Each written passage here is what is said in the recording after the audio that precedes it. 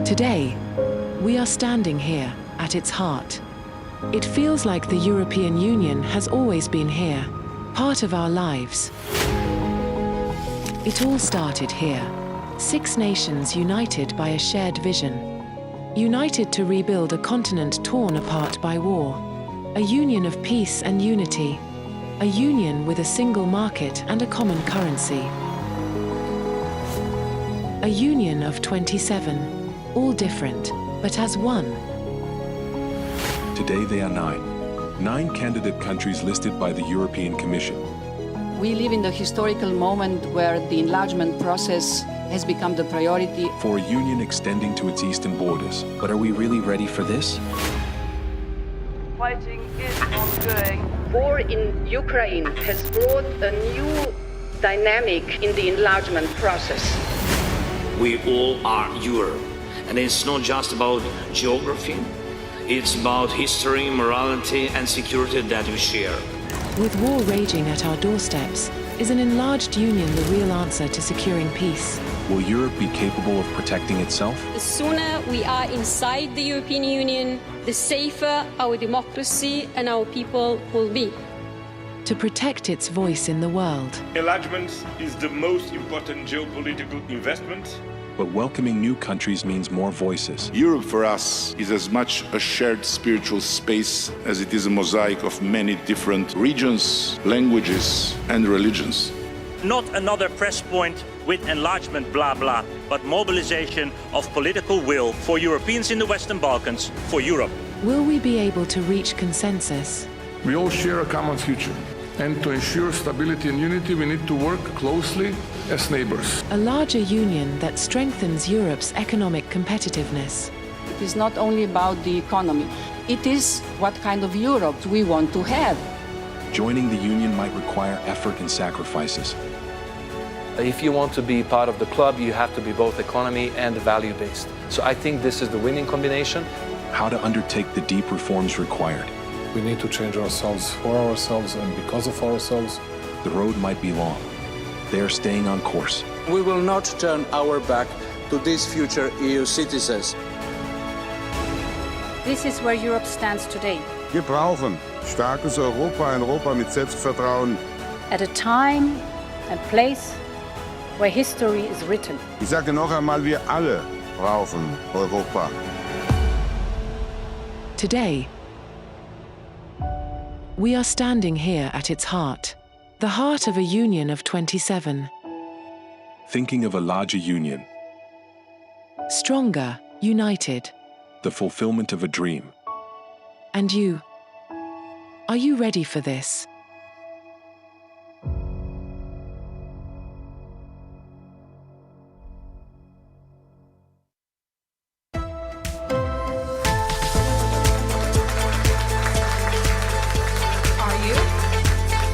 Ready to stop saying the EU 27 and perhaps start thinking about saying the EU 28 or the EU 30 or the EU 36? That is the question that we will explore today. Welcome to Brussels. Welcome to this very timely EU Enlargement Summit brought to you by Euronews on the very same day that the European Commission releases its much anticipated reports about the candidate countries for EU membership. A warm welcome to all of our regular viewers on Euronews today and all those watching online. I'm Maeve McMahon, thrilled to be with you all.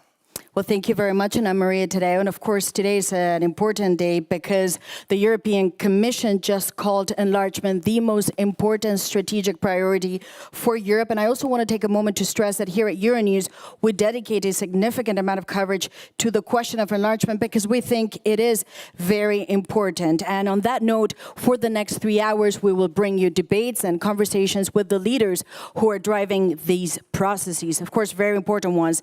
And you can watch us always on Euronews and Euronews.com and on YouTube. I also want to welcome now, as I mentioned, the leaders behind this process. Antonio Costa, the head of the European Council, will be with us. He obviously deeply cares about this. We will be joined too by Marta Kos, the EU Enlargement Commissioner. She is the woman of the hour today, but also the leaders of the candidate countries. We have to start with Albania, Moldova, Montenegro, North Macedonia, and of course, Serbia. I can see President Vučić is already in the audience. Welcome. And in just a few moments away, we'll be joined exclusively by Ukraine's President Volodymyr Zelensky. And President Maia Sandu of Moldova, you've also made a very elegant appearance. We're delighted to have you here as well physically with us today for this very timely, historic EU summit taking place. But to set the stage now for this very important event, I'd like to now welcome on stage Pedro Vargas, that is the chairman of Euronews. Put your hands together for Pedro Vargas.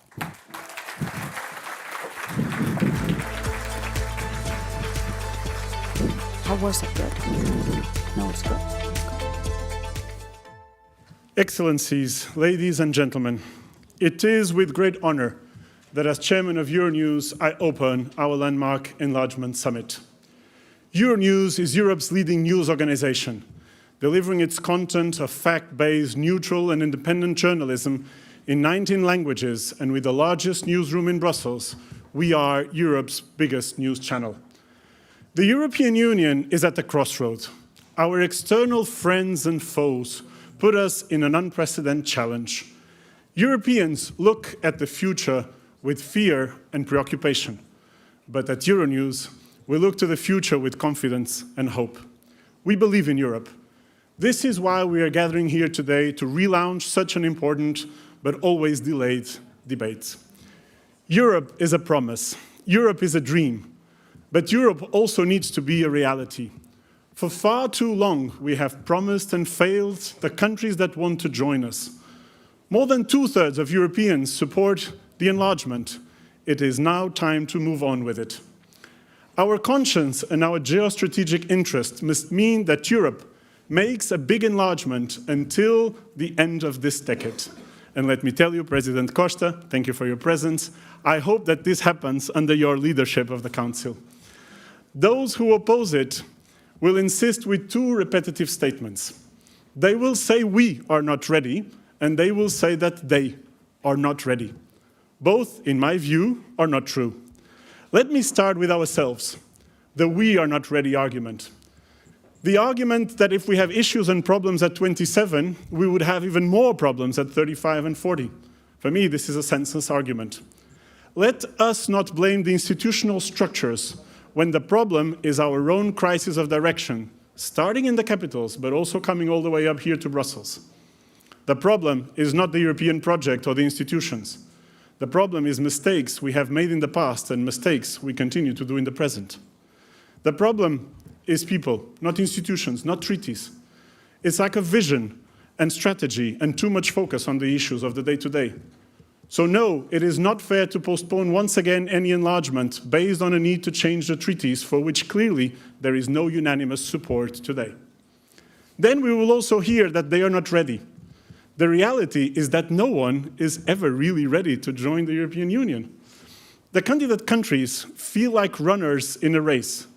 Every time they sprint to the finish line, they see that line being pushed away to a more distant position. We must be frank and ask ourselves, were our own countries ready to join? Coming from Portugal, I have no doubts to say that we were not ready to join.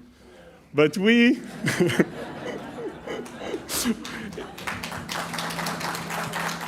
We are a great country, but we were not ready.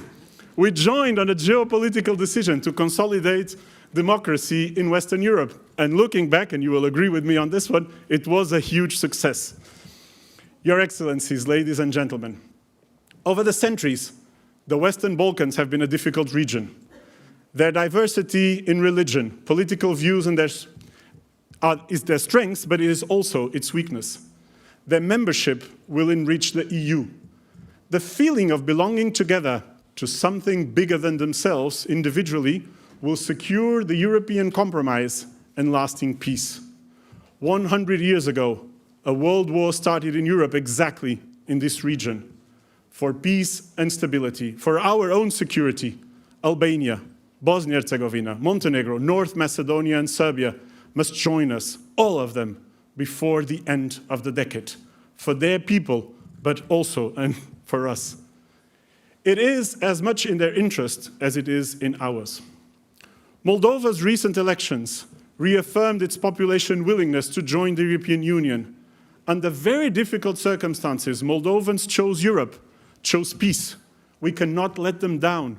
We must judge them on their merits and their speed, and not in their regional context. Let me also humbly salute the bravery and the courage of the Ukrainian people. Ukraine is, was, and will always be Europe. The European Union is their future, and at a difficult moment, Ukraine needs more than our solidarity. We cannot accept that in the 21st century, borders are changed by tanks and drones. While invited, Ukraine is of course not ready to join, but we owe it to the Ukrainian people an honest and transparent way further. Let's make sure we don't make promises we can't keep. Let's make sure we don't lie. On Georgia, let me weave a word of alert. 85% of Georgians want to join the European Union. People who voted for the government and for the opposition. Isolation and cutting ties can never be the way forward. With dialogue and engagement, we can start moving forward again. And on Turkey, after 40 years of waiting, we need to encourage the European feeling in the country.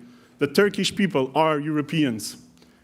Europe must breathe with both its lungs, said St. John Paul II. And for as long as Karol Wojtyla's and Helmut Kohl's reunification dreams are not complete, our family is poor, our security at risk, and our ambitions limited. Citizens of the candidate countries are Europeans in their hearts, but also in their minds. Let us complete and reunite the continent. Let's enlarge Europe now. Thank you. I would like to call onto the stage my fellow Portuguese, His Excellency the President of the European Council, Dr. António Costa. A palavra é sua.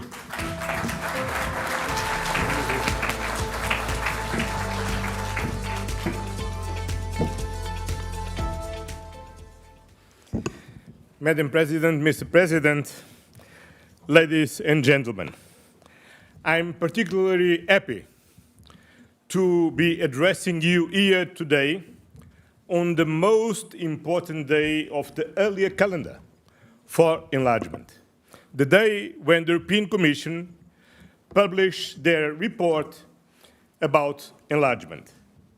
Since the first day of my mandate as President of the Council, I have made enlargement one of my top priorities. I start my tenure the 1st of December in Ukraine, and 2 days after, the 3rd of December, I met all the Western Balkans leaders here in Brussels. And it's a priority that I deeply believe in. And the current geopolitical context makes this priority all the more urgent and necessary for the European Union. Why? In an age of geopolitical instability, an enlargement European Union means a safer, stronger, and more peaceful Europe at home and in the world. Enlarging is the best investment we can make today for our future. And if you read today's enlargement report, I'm sure most of you already have, you will have read a striking sentence. This is the first Commission mandate since 2010-2014 where enlargement is a realistic possibility. And this, ladies and gentlemen, is our objective. Is my objective for the coming years. I will start from basics. Ukraine, Moldova, and the Western Balkans countries belong in the European Union.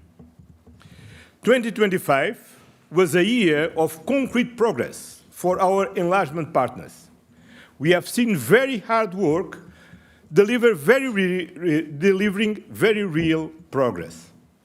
Montenegro has made the biggest progress, and their ambition to close negotiation by the end of 2026 today looks credible if they continue with the same commitment and intensive work on the required reforms. I believe that Montenegro can be the 28th at 28. Moldova and Ukraine have made impressive progress. Ukraine, a country at war, and Moldova facing repeated attacks on its democracy and sovereignty, have in the course of this year completed the screening of the acquis by the Commission at record speed. Albania has also put in a huge amount of work and has greatly accelerated progress in the accession path. And I believe we can still see more progress from Serbia, Bosnia and Herzegovina, and North Macedonia until the end of this year, 2025, can be important year for them. That means for us. 3 years after the submission of a membership application, Kosovo should get a positive signal. They are an integral part of the Western Balkans enlargement perspective. And the European Union is helping enlargement countries meet all the criteria for membership and has stepped up their gradual integration in order to improve their level of preparation for membership. The growth plan for the Western Balkans and the Moldova, worth up 6 billion euros, will already delivering results, changing the everyday lives of the people by joining the single euro payment area, reducing border waiting times, expanding digital networks. And from January 2026, Moldova and Ukraine are joining the European Union free roaming zone. Enlargement today is not an abstract vision or a wish list. It is a transformation process. It is essential to consolidate democracy, the rule of law. At the same time, these are two crucial prerequisites for a successful enlargement. We must be more demanding on the standards and more efficient and pragmatic on the process. To continue the path of deep reforms, in line with the merit-based approach, and in parallel prepare the European Union to be ready, efficient, and capable of welcoming new members. Is not to put a new step, is to do the two paths in parallel, because both are necessary for the candidate countries and for the European Union, and for both. This is an internal homework which cannot be avoided or postponed indefinitely. Dear friends, the success of the European Union came from the brave and visionary political determination of our predecessors to overcome centuries of war. The same brave and visionary determination and will must be shown today. Accession partners must decide if they have that determination to move forward with their European Union transformation, or if they prefer to remain trapped by painful historical legacies. The European Union must also decide whether it can afford to lose more time and if it is ready to evolve and adapt to the current geopolitical realities. It is my strong belief that Europe must not become a museum of past prosperity. I invite you all today to continue the hard work to make the reforms to turn this realistic prospect of enlargement into a reality for the people of the Western Balkans, Ukraine, and Moldova. And I'm sure that we will do. Thank you very much.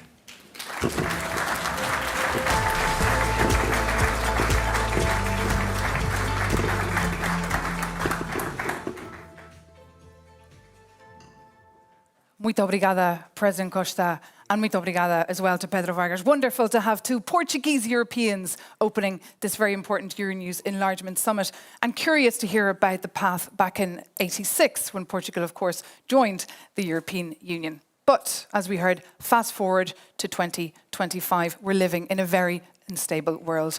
We heard about the geopolitical turmoil we're experiencing today, and that's something that will seriously resonate with our next guest, who's been defending himself from an aggressive neighbour for many, many, many years, more intensively since the 24th of February 2022, when Russia triggered its full-scale invasion of Ukraine. And just 2 days later, Euronews had an exclusive interview with Ursula von der Leyen, the European Commission President, and back then she said, Ukraine is one of us and we want them in. The next day, Ukraine applied for EU membership. And here we are today, being joined remotely by President Zelensky of Ukraine, who'll be sitting down with the Euronews editorial director, Klaus Strunz, remotely. So please put your hands together for Klaus Strunz as we connect to President Zelensky. So thank you very much, Maeve, and a very warm welcome to all of you here at the Enlargement Summit of Euronews. We are very, very honored to have you here, and of course, President Zelensky. So the first important question is, President Zelensky, can you hear me? Good day. Do you hear me? And do you hear the interpretation? That's very good. So that's good news. So I would like to suggest let's get it started, because now I can see you. That's great. Thank you for joining us. It's a great honor to have you here. So let's get it started. We will have 20 minutes of Europe Conversation. So hello and welcome to Europe Conversation. My guest today is the President of Ukraine, Volodymyr Zelensky. He is joining us from a secret location close to the front line. And that makes already the point. We are discussing this important topic of EU enlargement with a country during an ongoing war. What a challenging situation, and what a decisive moment in history. So, Mr. President, thanks again for joining us. And let's start with a more strategic question. Is joining the European Union the strongest security guarantee for you?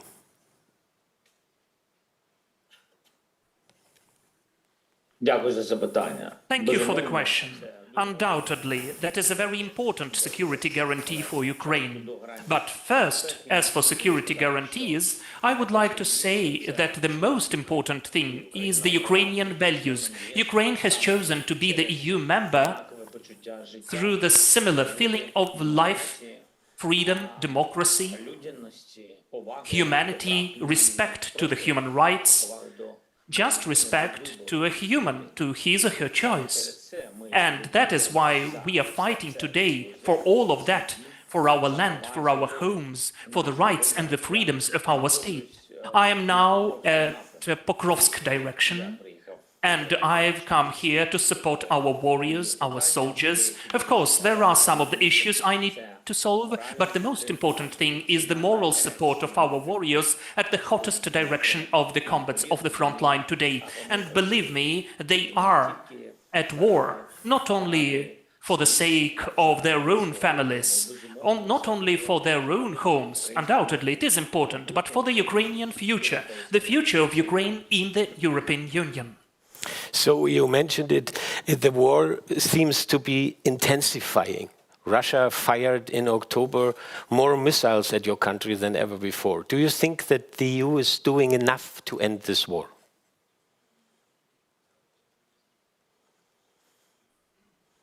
Є що достатньо? Чи є Європейського Союзу достатньо? Окей. Росія інтенсифікувалася. Russia has intensified only because they don't succeed on the land, in the front line. That is why Putin doesn't have anything to sell to his own society. There is no success, and obviously it is very hard for him. He is spending and wasting lots of people. More than 300,000 of Russians were either wounded or they perished. 360,000 of Russians during these 10 months of this year. This is a huge number. So he started the energy terror. He hits against our energy sector. That is why there are so many missiles. This is the only thing he likes to achieve, chaos, so that people wouldn't have power during the winter without the water supply.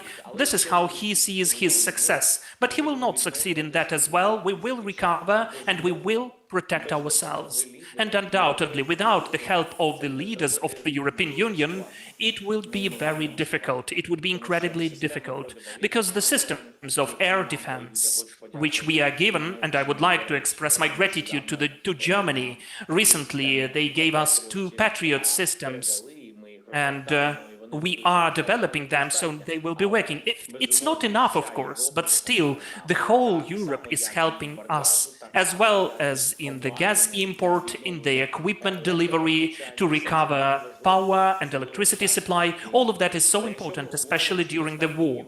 But if we speak whether the EU does enough to force Putin to stop, I think that today, still, we need the US and Europe today. And then we'll have the chance to stop Putin. And what would you say? Can this war be won militarily? Or, you mentioned the US already, will in the end require a negotiated settlement like as President Trump says it? Well, the choice of the military way is the choice of Russia only. It started their aggression with that, and without any diplomatic issues. They started it with the military way, and undoubtedly they would like to have the military victory. It will never take place. If Ukraine is standing, if Europe is pressing, does not put up with that, that is very important to solve the issues on the support of Ukraine, that is both funding of our internal production and manufacturing and air defense, what I mentioned before, support Ukraine in all of the spheres. And the United States of America need to be open to the opportunities of long-distance weapons, long-range weapons. That is very important. Even as a deterring factor, we need to have it, to use it. We need the support of the US. We need the support of President Trump about that. And it will be a decisive pressure against Russia. Then sanctions, which are so important. And here I'd like to express my gratitude to Europe, the European Union, for the 19th sanctions package, and Europe as well, because they are not postponing that. They are constantly forcing Russia to decrease their economy, which then it has to spend onto this war. That is important as well. And the latest sanctions of President Trump and the United States of America were really important against the oil companies of Russia. We cannot stop on that. We need secondary sanctions. We need following stronger gas sanctions, and also against nuclear generation of Russian Federation. All of those steps are really comprehensible, but against their military-industrial complex, so that they wouldn't construct and create so many missiles which Russia is using against Ukraine. All of those things are the tools of pressure. And this is the right thing to do if the aggressor is inadequate and doesn't want to stop. These are the tools, the things which would force and push Russia to the negotiations process, to diplomacy. And undoubtedly, in this diplomacy, we'll need both America and Europe. Let's stay one moment longer with the President of the United States. Has Donald Trump given you any indication that he supports Ukraine joining the European Union? Donald Trump is supporting Ukraine. As the future EU member, we have discussed that with him. He is supporting that, and he understands that this is the choice of the Ukrainian people, and Ukraine is the part of Europe. Geographically, geopolitically, and historically. And the most important thing, that our people really strive for that. They want that, and I'm sure that Europe undoubtedly is fully supporting the Ukrainian membership in the EU. Donald Trump supports that. We were talking about the blockage of some of the points by the Hungarian leader, and I asked President Trump if he supports me in that to help us. So he told me that he will do everything possible, whatever he can. And has he mentioned a kind of timeline?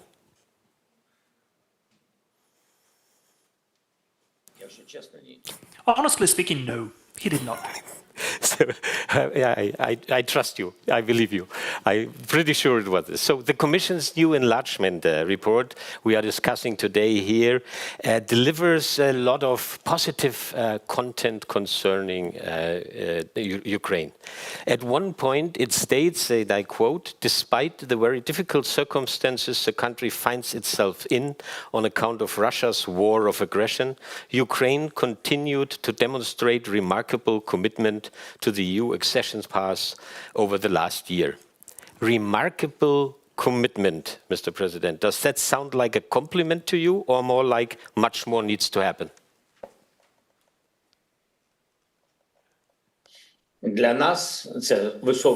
For us, it's a very high assessment, evaluation of our work and our service, and I would like to thank for that to the European Union, the Presidents Kostu and Ursula von der Leyen, and all of the leaders who are taking part in this process. And also the technical team, that is how we sometimes say, but the technical team are the huge number of people who are helping Ukraine that much. So for us, it is very important. For us, Ukraine is fighting for its independence, and our future is in the EU, which is the part of our independence, the part of independence from the vector and factor of Russia.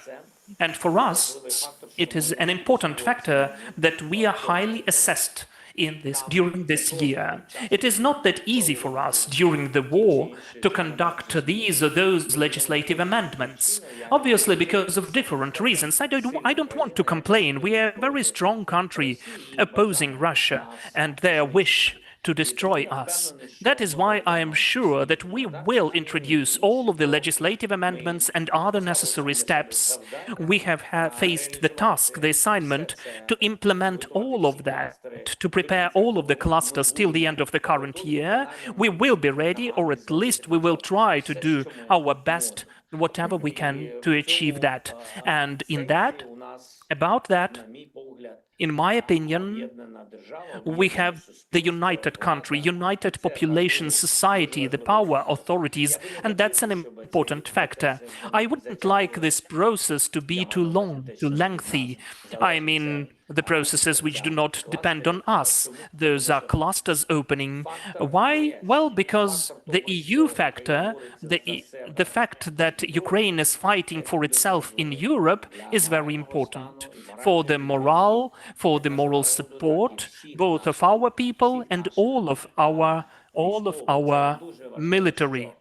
That is very important, that this is the bilateral movement. And we would really like that to be well assessed by all of the possible institutions and all of the leaders who are sometimes in doubts. So for us, the quicker Ukraine is able to open the clusters and to have the fully fledged negotiations platforms, the better it is for us. It will be a supporting factor for Ukraine. So as you know, and in the last weeks it was always reported, here in Brussels there are some concerns about judicial independence in Ukraine, especially after the creation of two independent anti-corruption bodies.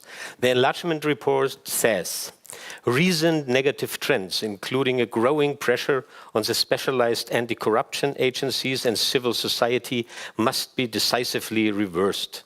What will you do to address these concerns? Well, in my opinion, I do not see that in the report.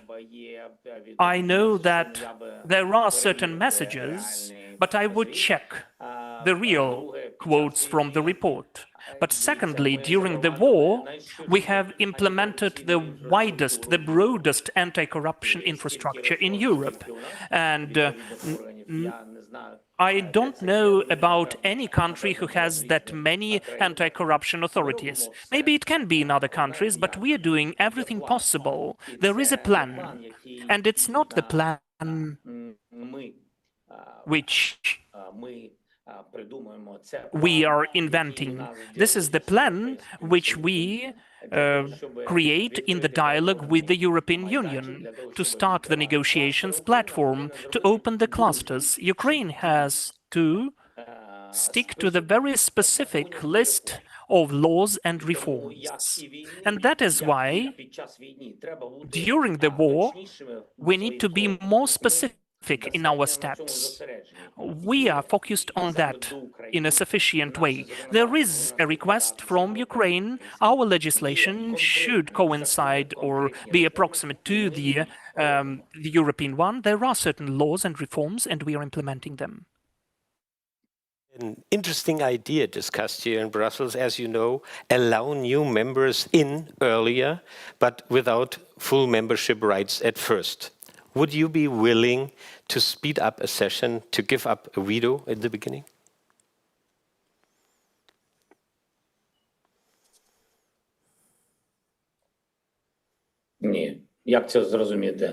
No, how can I understand that? It seems to me it's very important that we would like that Ukraine could get such a treatment as to the equals. And if we speak about the EU membership, it has to be fully fledged. It seems to me that that is very important when we have at the same table equal countries in spite of their size of the territory or the population. It's important that they share similar values. In my opinion, you cannot be semi or demi-member of the EU. Talking about veto, there is all eyes on Hungary. So Ukraine had hoped to open 5 clusters. None of them has happened because Hungary blocked it by veto. What would you be prepared to offer Viktor Orban to move this forward?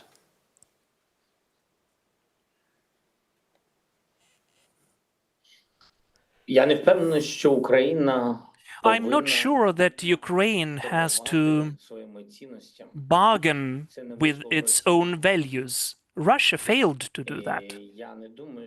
So I don't know. I don't think that Ukraine or that the Hungarian leader can do that. You cannot stop the people in their rights.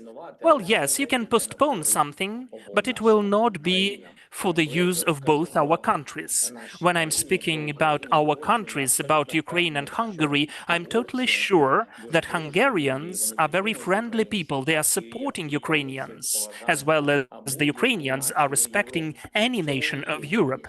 Now, this is the equality, this is the respect and the values of our relations. That is very important for the future. We don't have the right as the leaders to think about ourselves and about our elections, because this is just 1 minute in the history of our nations.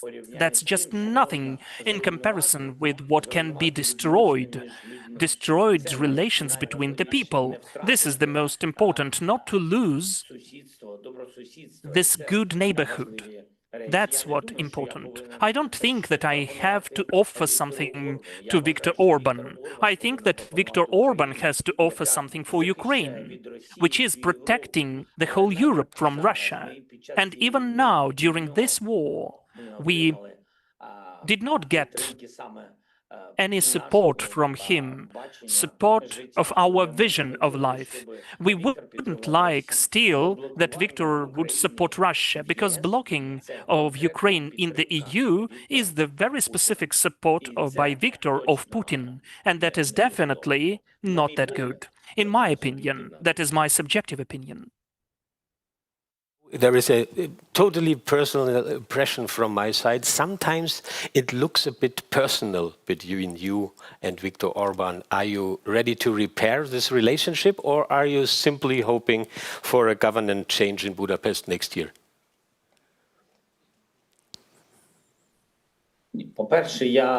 First of all, I don't think that anyone has the right to influence the choice of the Hungarian people and the elections in Hungary, in Budapest. That is their personal right, and I don't want to have anything in common with that. I think that this war, the war for the freedom of the country, which is 40 times smaller than the aggressor is, this war will not forget anyone and anything. There will be peace, peaceful times, and we would need to look straight forward into the eyes of each other. We need to have the opportunity to respect each other, and that's it. It's nothing about being personal. It's not about personalities. We are at war for our survival, for our lives, and we wouldn't like any other front lines, even without weapons, any political front lines, open front lines by other neighbors. That's it. We are at war for survival, and we would really like the Prime Minister of Hungary to support us, at least not block us, if we do everything. If there are the rules and we comply with them, whatever is needed to open the clusters, we would like us to be respected. And it's not only the respect to us, but the respect of the Hungarian leader to the rules and regulations of the European Union, as Hungary is the member of the EU. Those are the rules. So you need to do lots of important things, and then the cluster after cluster is opened. That is the way. So let's end with a, let's say, more personal approach, and let us look forward. Where will Ukraine and the EU be in 2030? Or, as I said, in a bit more personal view, will you be the president who brought Ukraine into the EU?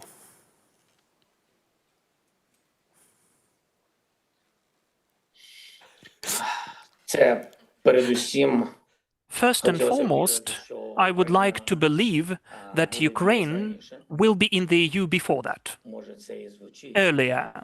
Maybe it sounds a science fiction for you, but still, the protection of independence of Ukraine from Russia also sounded science fiction before.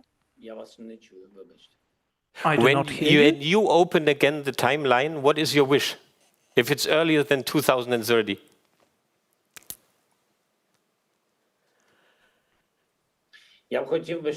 I would like that to take place in the fair way when Ukraine is standing for itself and when the war is over.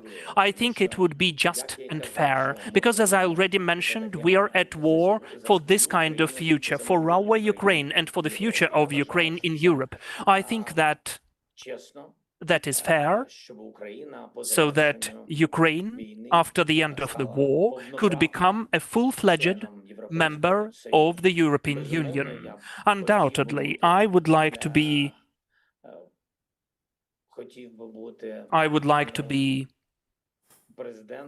the president who is the president of Ukraine, which is in the EU. But it does not mean, definitely, that this is the main priority. The main thing is that Ukraine could join the EU.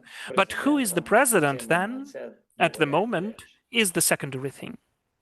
So thank you for this preview, a bit of personal previews. Thank you for being our guest today, and have a good and successful day.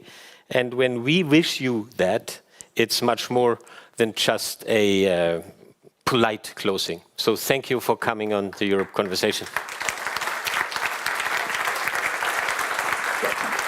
Thank you.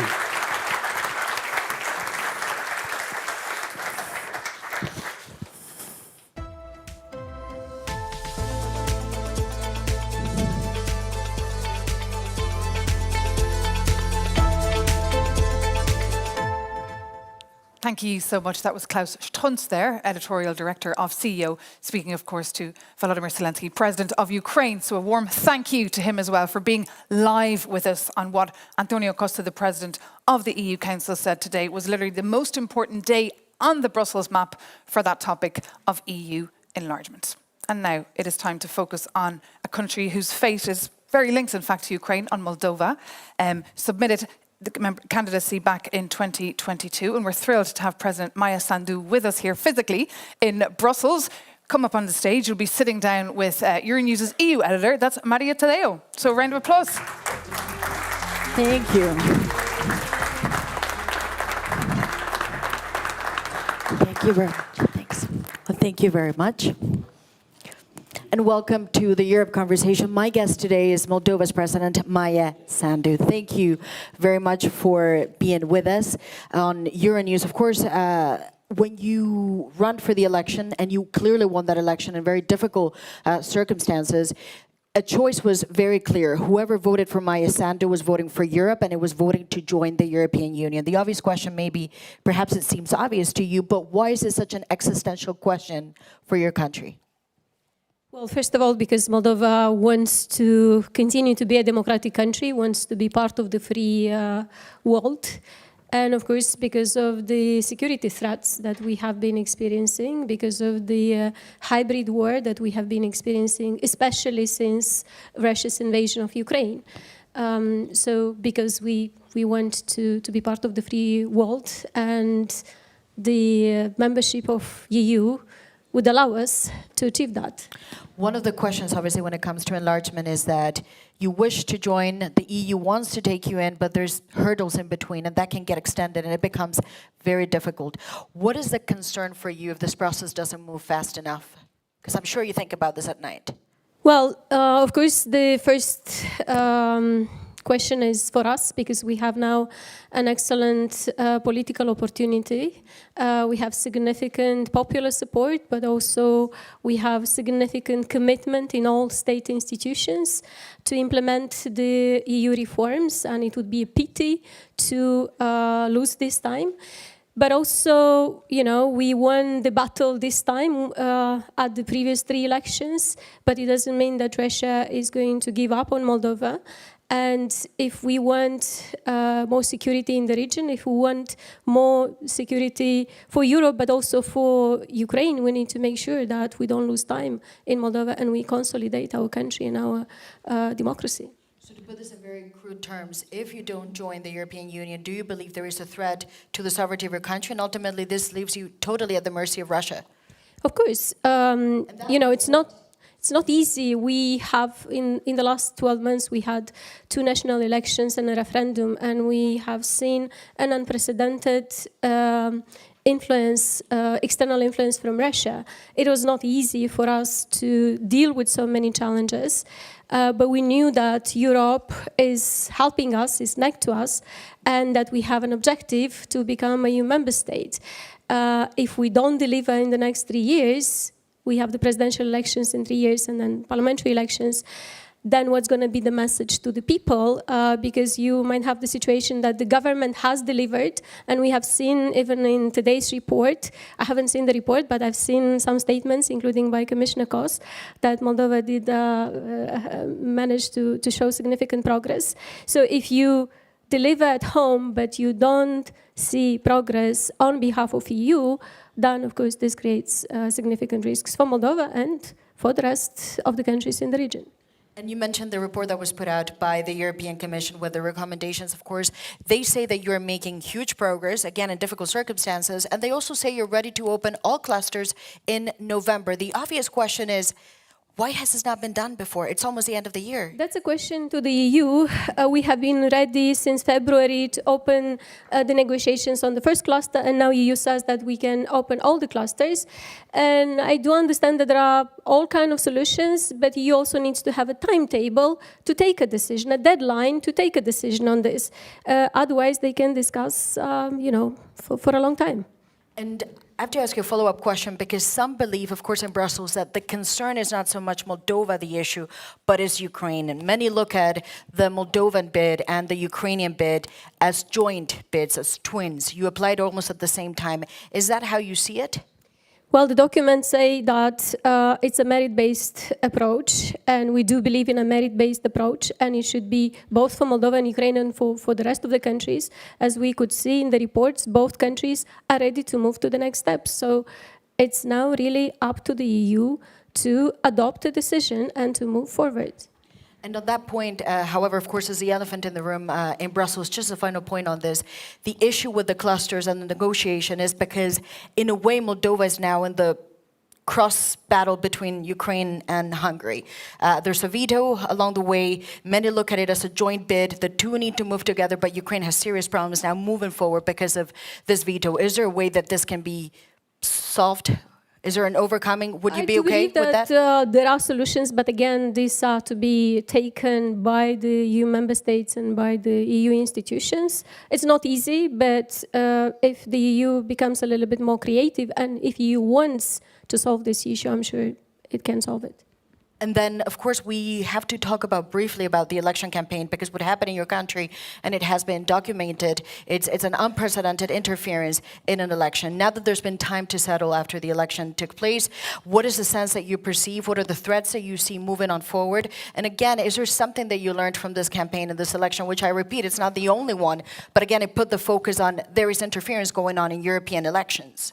Well, it's easy in Moldova to see Russia's interference because it's been brutal and most of the citizens have seen it. There were many dimensions, of course, the disinformation and manipulation and trying to threat the people with the war that if you vote for EU, then what is happening today to Ukraine is going to happen to you.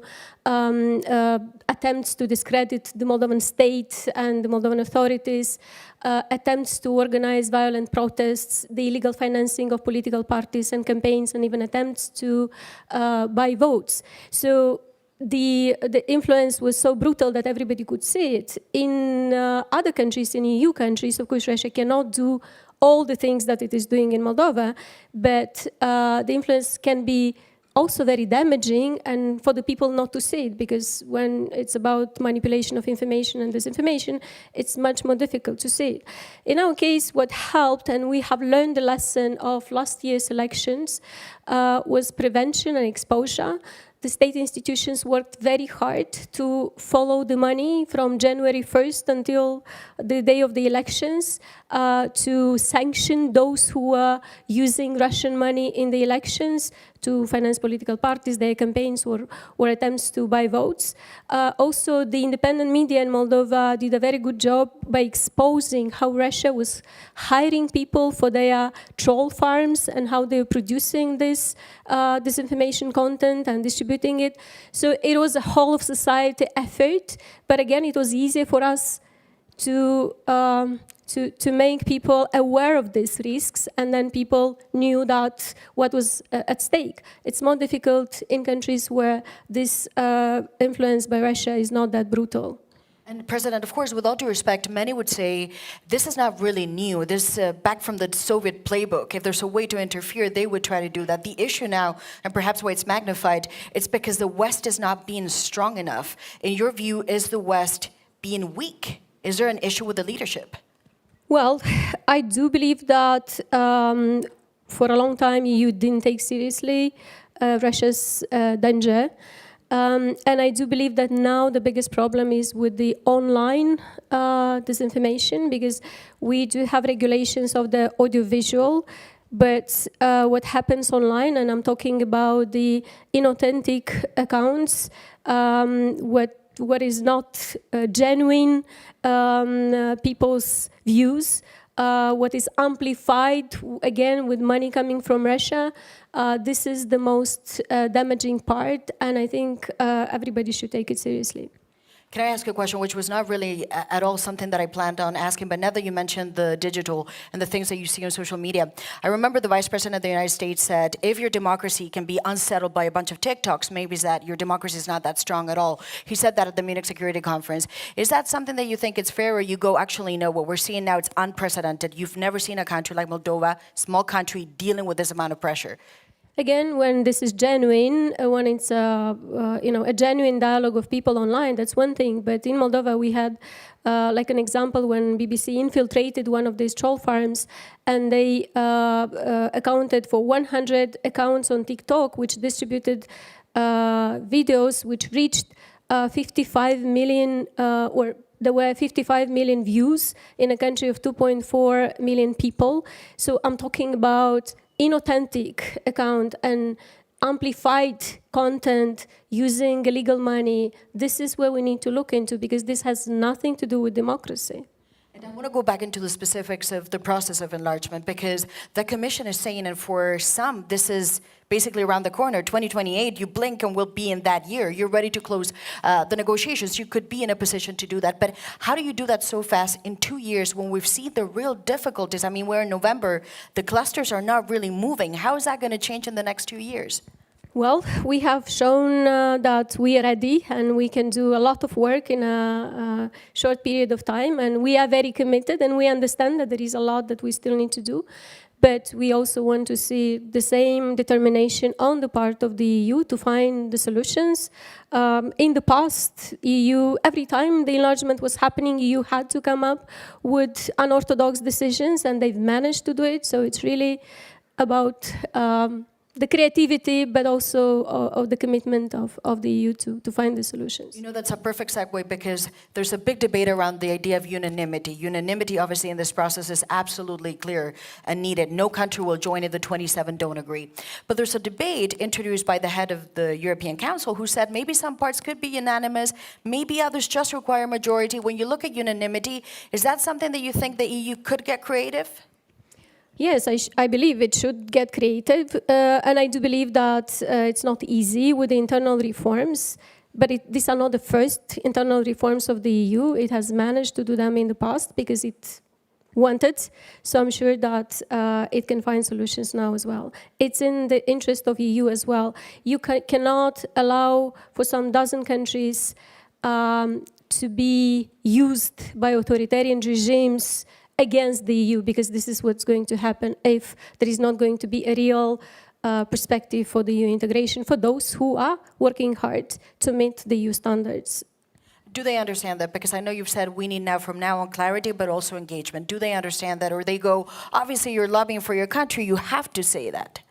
Well, we've been talking, and I'm using my time here in Brussels, of course, to talk to member countries, but also to EU officials to find solutions.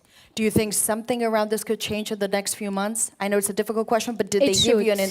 I really hope this is going to happen. We need solutions in the next few months. And did they give you an indication, however, when it comes to unanimity, the clusters, how to move forward? It's different to wish to an indication. Was there an indication? Well, we will continue to push for clear solutions and clear deadlines for the solutions to be enforced. And then I want to go into some of the reforms, because they also say, obviously, there needs to be reforms, internal reforms, which are those that you allude to, unanimity and how to work within the EU, but also the external reforms. And when it comes to Moldova, they also say there are ways in your economy that you need to open up. It needs to be much more transparent. I know there's a conversation about there's Soviet practices that still remain and they're difficult to erase. What do you think is the biggest problem? And also, what do you say to Europeans who go, I know very little about these countries. What I hear is not very positive. Why should they join? Well, I just said why we should join, because if you don't support us to stay a democratic country and participate to the stability and security in the region, then we're going to be used by Russia and are going to be used against Ukraine and the EU countries in the region. We do have important reforms to implement. Justice sector reform is one of the reforms, which is not easy, but we have made progress, especially with the external extraordinary evaluation of judges and prosecutors, which is about integrity of judges and prosecutors. We have made progress in fighting corruption, and also the Moldovan people can see the first results. So we should continue with this reform. It's not easy. We have made significant progress in the energy sector. 4 years ago, we were 100% dependent on Russian gas. Today, we don't consume any Russian gas, with the exception of Transnistrian region. We are gonna finish by the end of this month the first high voltage electricity connection line with Romania, which is going to connect us directly to the EU market. And talking about timetable, I can give you examples when EU kept telling us that we need several years to connect to ENTSO-E, and then when the war started, we connected to ENTSO-E in just 1 week. I can give you example when EU would tell you that to have an agreement with Frontex, you need a year. We managed to sign an agreement with Frontex in 1 week. So when EU institutions want this, they can make it happen very quickly. And just going back to Moldova and again going up to the economy, one of the points that is also made is that the economy needs to get much stronger to be on an equal footing to the rest. Yours is a country, obviously, by GDP that ranks the lowest among, Europe and maybe would be EU members. How do you see that evolving? Because as it stands, and going back to the European population, they can go and say, we're just too different. The numbers show that. Well, first of all, the Moldovan economy has been affected significantly by the war. It's difficult to attract investors when you have the war next door. And of course, there is also the demographics. 1/3 of Moldovan population is abroad, and most of these people are in the EU countries. They're already contributing here and paying taxes. 1/3 of the Moldovan population has already EU passports. So, you know, we are almost there. We just need to make it official. Of course, we have to improve our economic situation. We are working hard. We're improving the business environment. But given the war in Ukraine, it's not going to be that easy for us to make miracles in the next few years. But with support from EU, have been able to maintain the living standards. And now, after these elections, we do have higher chances to bring Moldovans back, but also to bring more investments. And as you mentioned, the war in Ukraine obviously had an impact on your country. It also had an impact on all of the European countries and the EU countries through energy. But I wonder specifically, when you look at your process, do you go, we are conditioned to some extent by the war. If the war in Ukraine does not end in the next 3 years, does that have an impact on the material progress you can make? Because some would argue the uncertainty remains. Yes, that's true. The uncertainty remains, but it doesn't mean that we cannot improve our economic situation. Some of the investors will not come to Moldova, but some are already coming. And this is also a contribution or the result of the policies that we have been implementing. So in any way, you don't think if this war continues, and of course it's very difficult to put a date on it, no one knows when this war will end or how, you don't see a way that this can destabilize your bid? You think that you can stay on your track even if all of this is happening? Well, of course, we are very grateful to the Ukrainian people and to the countries which support Ukraine, and this is one of the conditions for Ukraine to resist and for the EU and the democratic world to continue to support Ukraine. Otherwise, the war, of course, continues to be a threat to Moldova and not only to Moldova. And just lastly, of course, you will be meeting with different European officials. Obviously, this report has come out. A lot of the work will now be dictated by a timeline. We've talked about what they demand of you, but I wonder in your conversations, what is it that you will be asking from them in priorities 1, 2, 3 that can be done over the next year? So specific matters that can move. Well, for now, it's opening the negotiations on all the clusters, as they have said in the report that we are ready. So this is what should happen. President, would you consider that a failure of the EU before the end of the year? They promised a lot. I don't want to think about failures. I want to believe that by the end of this year, the EU is going to find solutions. For all of the clusters? For all the clusters. And then lastly, just when you look at next year, if you just go in an order of priorities, this is what we would like to see. What is it that you will be asking? And not just general ideas, but just specific things that you say, when we need engagement, what does that mean practically? Is it more meetings? Is it delegations go in there? Is it more dialogue, direct dialogue? No, we really need to now sit and work. We need to get the closing benchmarks from the EU, and these closing benchmarks need to be agreed by all the member states so that we could work very seriously in the next 2 years on meeting these closing benchmarks. And of course, the support that we might need for some of the reforms based on the agreements we're going to make. And just lastly, when you look at 2030, maybe even 2035, what do you see? Well, in 2030, I see Moldova part of the EU. Well, President, thank you very much for joining us. And of course, that was Maya Sandu, my guest in this Europe conversation. Thank you very much.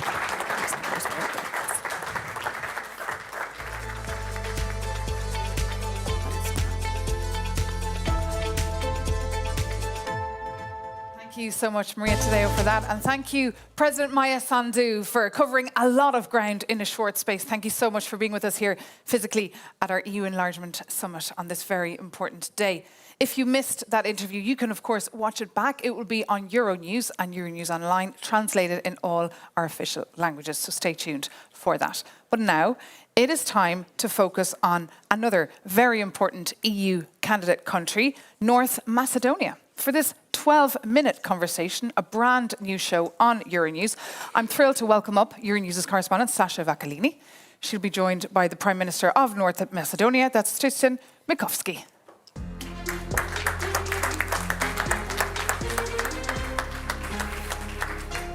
Hello, thank you very much for being here. Please take a seat. Thank you for the invitation. We are going to hear right after Moldova, of course, we're going to continue this conversation, of course, about the candidates and the long way to the European Union membership. You do have great experience to share with some of the candidates there. This is indeed Euronews' new format, 12 minutes with, and we're going to have 12 minutes with Christian Mickoski, Prime Minister of North Macedonia. Thank you for being here. Thank you for the invitation, of course. You are a very experienced candidate, if I may say. Now, the country submitted the application in March 2004. Practically, we started this journey more than 2 decades ago, 2 decades and a half, 25 years ago. 25 years ago, we signed that Stability and Association Agreement with the European Union. We've become a candidate country since 2005, together with Croatia. We received first positive report for starting negotiations in 2009, together with Croatia. And unfortunately, we are in the same place where we were 25 years ago, due to some artificial reasons. Not because of the Copenhagen criteria, not because of the fulfilling some objectives, but because of some artificial disputes, such are our national flag, our national name, our country name, change of constitution this, change of constitution that. Again, there is another hurdle, another constraint imposed in front of us for changing of constitution. So it's not about fulfilling recommendations and Copenhagen criteria. You're calling them artificial. How does it make you feel knowing that for over 2 decades officially in the candidate status, yet again there is more and more roadblocks?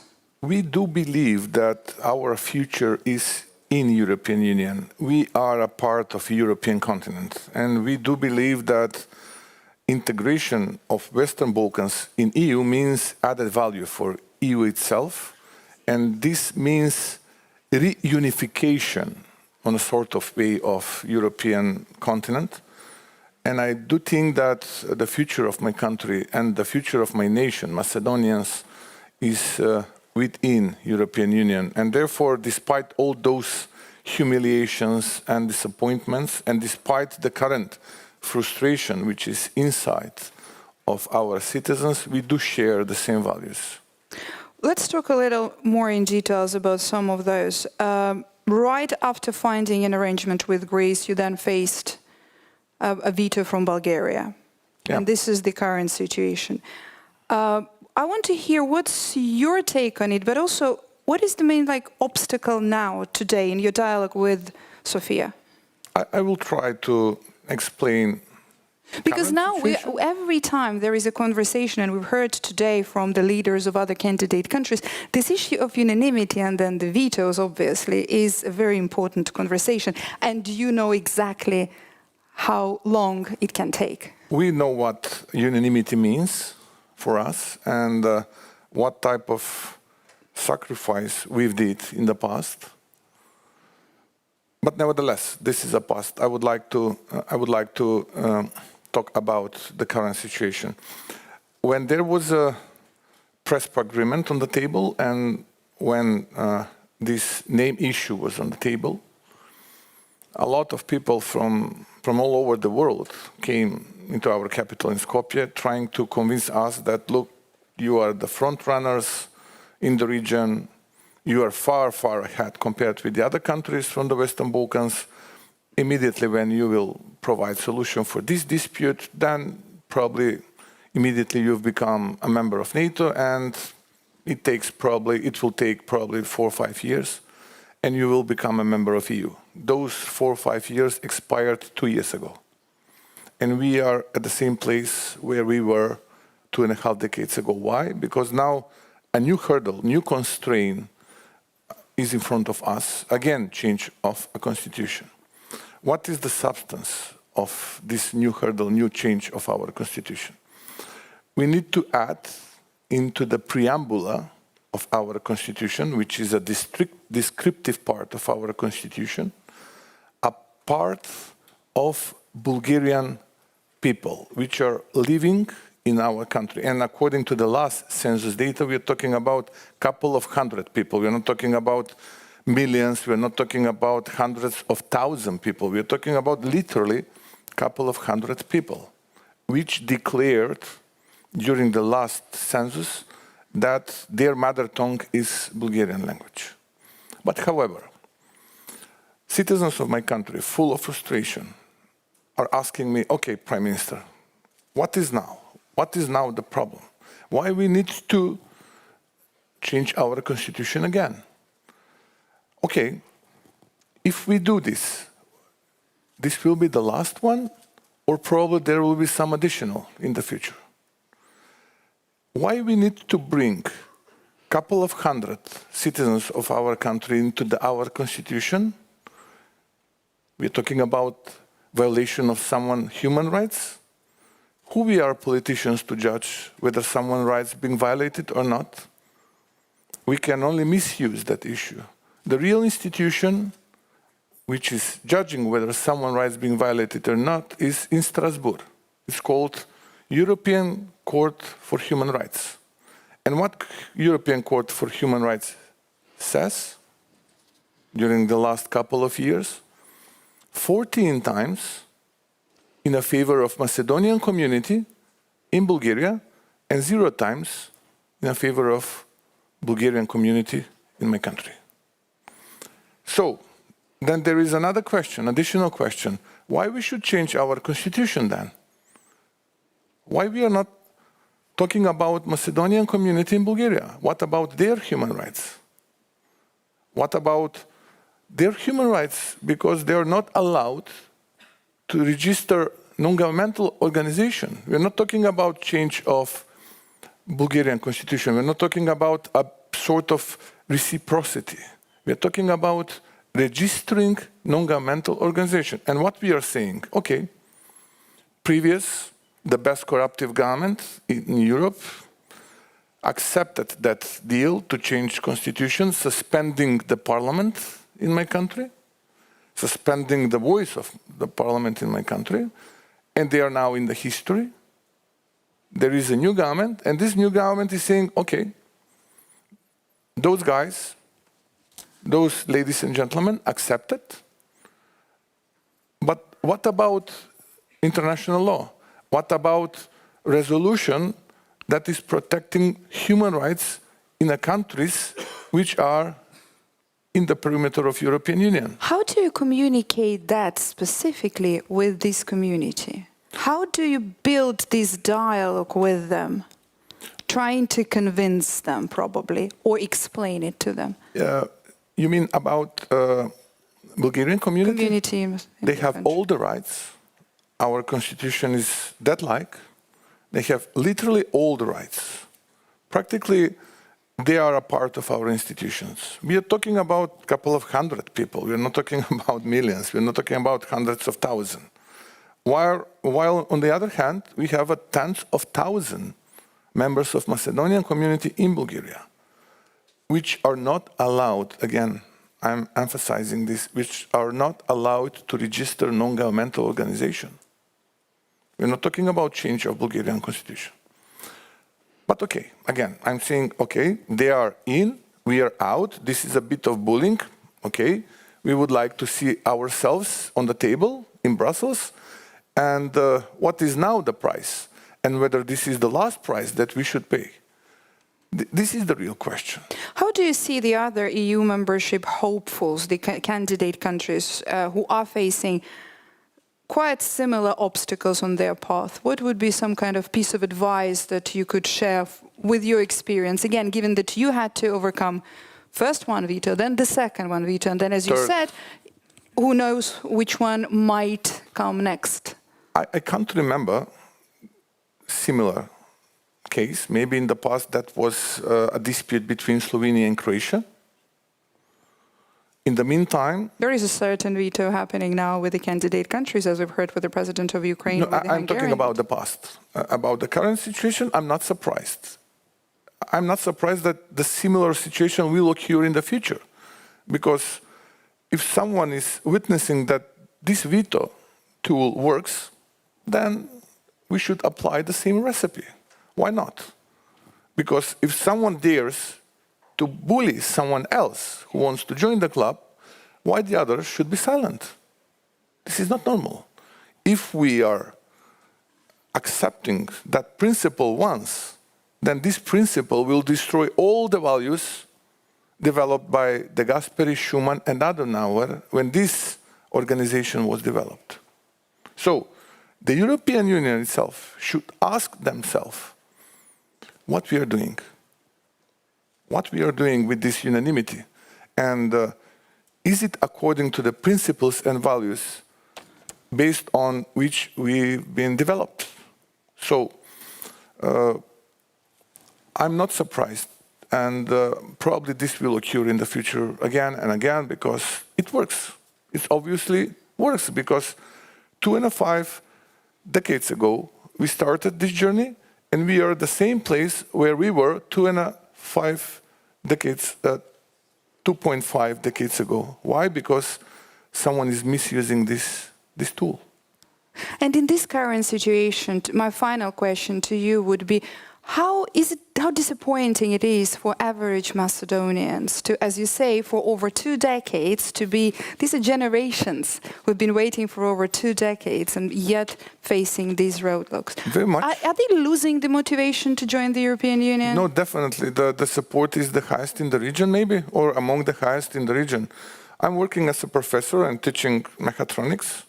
For me, it was in my previous life. Now I'm the Prime Minister for almost a year and a half. But I was very sorry when I was witnessing how my students are willing to depart from the country. Why? Because simply they were missing hope. They felt hopeless. And most of them are living now in the European countries, in the EU countries. When I was elected as a Prime Minister, I said, okay, this is a hurdle. Probably there will be a lot of challenges in front of us until the very end. This is the destiny of the small nations. The big ones are doing what they can, and the small ones are doing what they must. Unfortunately, we are small. But let's do our homework. Let's finish our homework. Let's create a good environment. Let's bring back home youngsters, and let's develop something that will be good for them. And let's deliver homework that will impress EU. And maybe then someone from EU will say, enough is enough. Let's do something for them. Otherwise, this is damaging our values, and practically this does not have a future. And that's why I do believe that we need to finish our homework, and we are delivering. Since we were elected as a government, we are going in terms of economy. We have the biggest growth of our GDP, either it is real or nominal, among the top 3 or top 5 in the EU. this year. In the previous year, we have low inflation rate, macroeconomical situation is quite decent, and people are coming back home, which is good. So they're not losing. They're not losing. But thank you very much. We'll have to wrap it up here. Thank you for this experience and for sharing it with us here for the enlargement talks. That was 12 minutes with Prime Minister of North Macedonia, Hristijan Mickoski. Thank you. Thank you for the invitation. It was my pleasure.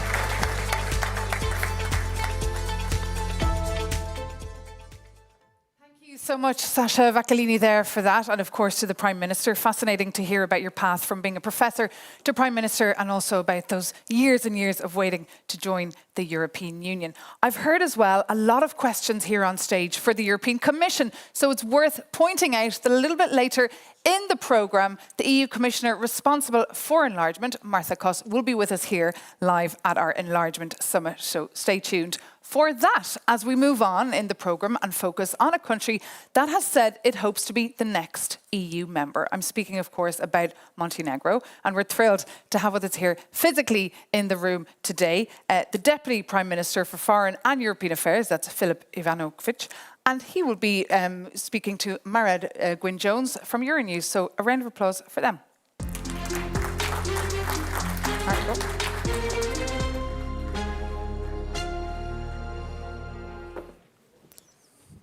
Welcome, Minister. Hello. Take a seat. Thank you.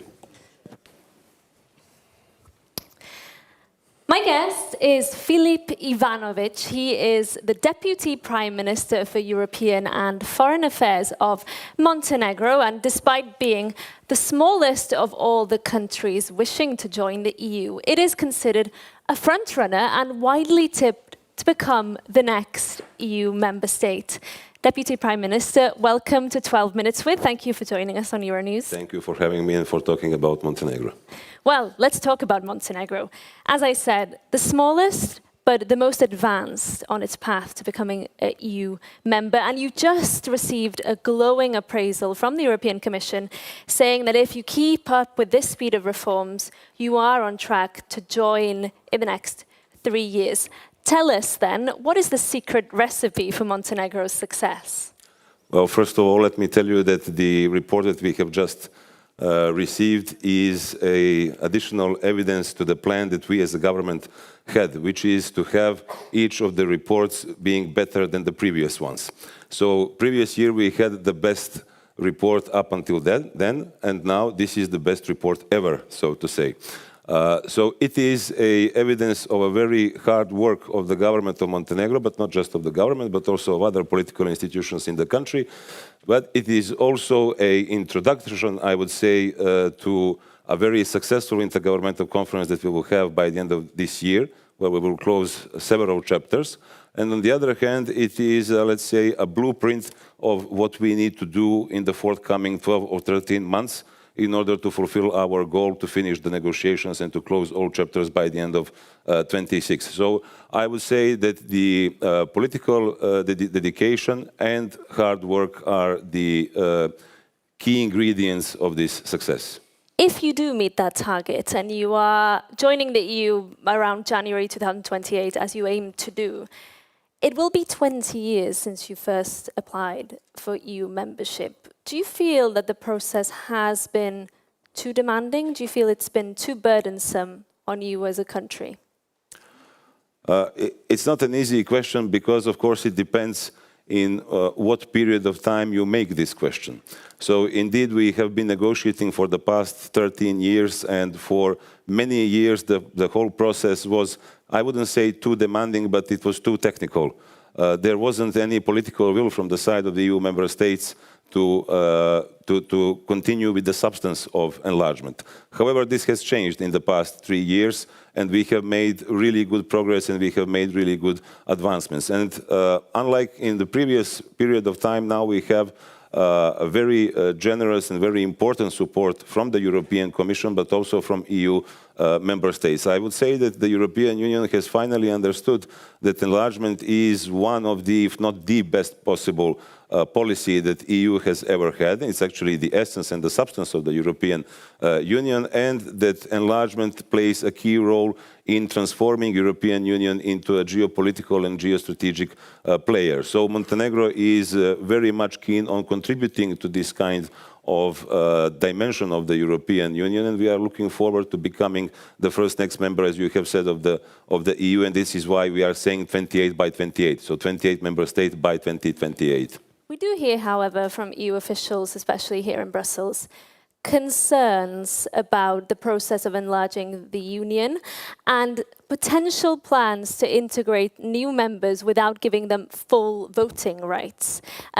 It's, I believe, a particular response to the way that some countries already within the European Union are using their veto power to block some foreign policy decisions. How would you feel about that? Would you accept that in 2028 Brussels would tell you you can come in to the club, you can join the club, but you won't have the full voting rights as all other member states have? Well, I would say that the word concern is one of the key words here in Brussels, and we hear it from time to time on different aspects of European policy. So we do understand, of course, that EU has certain needs of being reformed itself. However, we want this process, without interfering with it, to go hand in hand or in parallel with the process of enlargement. What we are aiming at is full-fledged membership into the European Union, and this is why we are doing all the so-called homework in order to qualify to become equal partner at the table. But let me tell you, I do understand where these concerns come from. But for example, Montenegro has been for years aligned, 100% aligned with common foreign and security policy, and it continues to be so. And we actually had a different idea to become observers, regular observers at the Foreign Affairs Council, because if we are 100% aligned, why not be there without the right to vote, of course, until we become members. But what we expect is no less than full membership in the European Union. You say that you are 100% aligned with the EU's foreign policy. Other neighbours in the Western Balkan region are not, and this is potentially why there are new ideas being brainstormed right now about potential integration. Would you be willing to be accepted initially without your full voting rights? I would say that this is hardly acceptable, especially since, as I said, for years we have been aligned, and why we will not continue to be aligned. This is a very abstract and theoretical question. And of course, we do not want to be victims of anybody else who thinks differently. So far, Montenegro has been aligned, has given its contribution to every decision of the European Union regarding its foreign and security policy, and we actually want to contribute to it more actively and not more passively. Another idea that is making the rounds here in Brussels is this concept of a probation time, where a new country would join and would be trialed, in a sense, for a certain amount of time, maybe months, maybe years. How would you feel about that? Well, we've been on trial for the past 13 years. And we'll be on trial until we close all negotiation chapters. So once we close the negotiation chapters, as far as I'm concerned, the trial is over. I'd like to ask you a little bit more about the report that the Commission has just put out. It does ask you to clamp down on some things and to advance some reforms. It includes media freedom. It includes things like more coordination between ministers, because you have quite a big government. How are you looking to address these concerns? Well, let me tell you first that, as we said at the beginning, this is by far the best report that we have ever received. But of course, it's not perfect. If it were perfect, we wouldn't be a candidate country. We would be already in the top 5 most advanced EU member states. So, of course, some work needs to be done. But there is no chapter in which we had any sort of regress or backsliding. So in every chapter, there is moderate success, advanced success, very good success, and so on. We have been described as a fully functional democracy with government that works in a democratic and stable, politically stable environment. The parliament has its key control function. There is a media pluralism that we are living in. The civil society has full freedom of their own activities and so on and so on. But of course, there are certain recommendations that we want to take into account, not just regarding the coordination between the ministries, but also regarding showing more, even more progress in those chapters that concern the fight against organized crime and corruption. We are expecting to have a track record in final verdicts very soon until we finish the negotiations. We will, of course, update and upgrade the legislative framework that regards freedom of expression, media pluralism, and so on and so on. But as I said, all in all, I think this is a very good report, and it is basically very similar to those reports that certain countries that are now members of the EU used to get 1 or 2 or 3 years before they joined the European Union. And as I said at the beginning, this report is not just an introduction to a successful intergovernmental conference by the end of this year, but it is also a blueprint for the things that we need and want to do by the end of 26. I'm going to ask you to perhaps wear your hat of foreign minister in answering this question. But how much of a geopolitical signal would it be if the EU were to accept Montenegro as a new country, and how much of a geopolitical cost would that be if the EU failed to do that swiftly? Answer to both of the questions is huge. So it would be a huge gain for the European Union to finally prove that countries that do their job and that are actually willing to accede and can become members of the EU, because, as I said, it is the best policy that the EU has ever had, the very substance of the European Union. Because if the enlargement does not happen, not just with Montenegro, but also with other candidate countries, then the very concept of European Union loses its credibility. It's not European, it's not Union anymore. So with Montenegro, European Union is going to prove its very name, is going to prove its concept, is going to prove its values, and is going to prove its geopolitical status. However, if that does not happen, then it's a big loss, not just for Montenegro and candidate countries, but for the European Union, because European Union will then fail the promises and it will lose credibility. For us, it will be a devastating situation in which we are performing all the reforms and are not becoming member of the EU, and it will be a horrible signal to all other candidate countries, because then they would understand that whatever they do is vain. And this is something that we cannot accept. Finally, Deputy Prime Minister, you come from a region where some countries have been in the waiting room for decades. Do you think it could be a pull factor? That is, could it send an important signal to the Western Balkans and encourage them to really accelerate their reforms? If Montenegro were to join, would it be a broader boost for that region of the world? As I previously said, if Montenegro does not join, it's going to be bad for the European Union, it's going to be bad for Montenegro, and it's going to send a very bad message to other candidate countries. And it works the other way around. If Montenegro becomes the member of the EU according to the fair, strict and merit-based approach that we fully support, and that has been also envisioned in the enlargement package that we saw, then, as I said, EU confirms its credibility and it boosts its geopolitical players' status. Of course, for us, it boosts our economy, rule of law, democracy, the feeling of our citizens that actually feel like they are there and they are knocking at the door. They just need this door to be open. And again, it will be a tremendously important message to all other candidate countries, because it will prove that hard work and political dedication pays off, to put it in those terms. But it will also prove all other voices that are not very friendly towards the Western Balkans and not very friendly towards the European Union, that keep saying, whatever you do, you will not become member of the EU. So we need to prove those voices wrong. Minister, thank you so much. All the best with your reforms to come. Thank you for joining us on 12 Minutes With. Thank you. Thank you very much. Thank you so much. Thank you so much.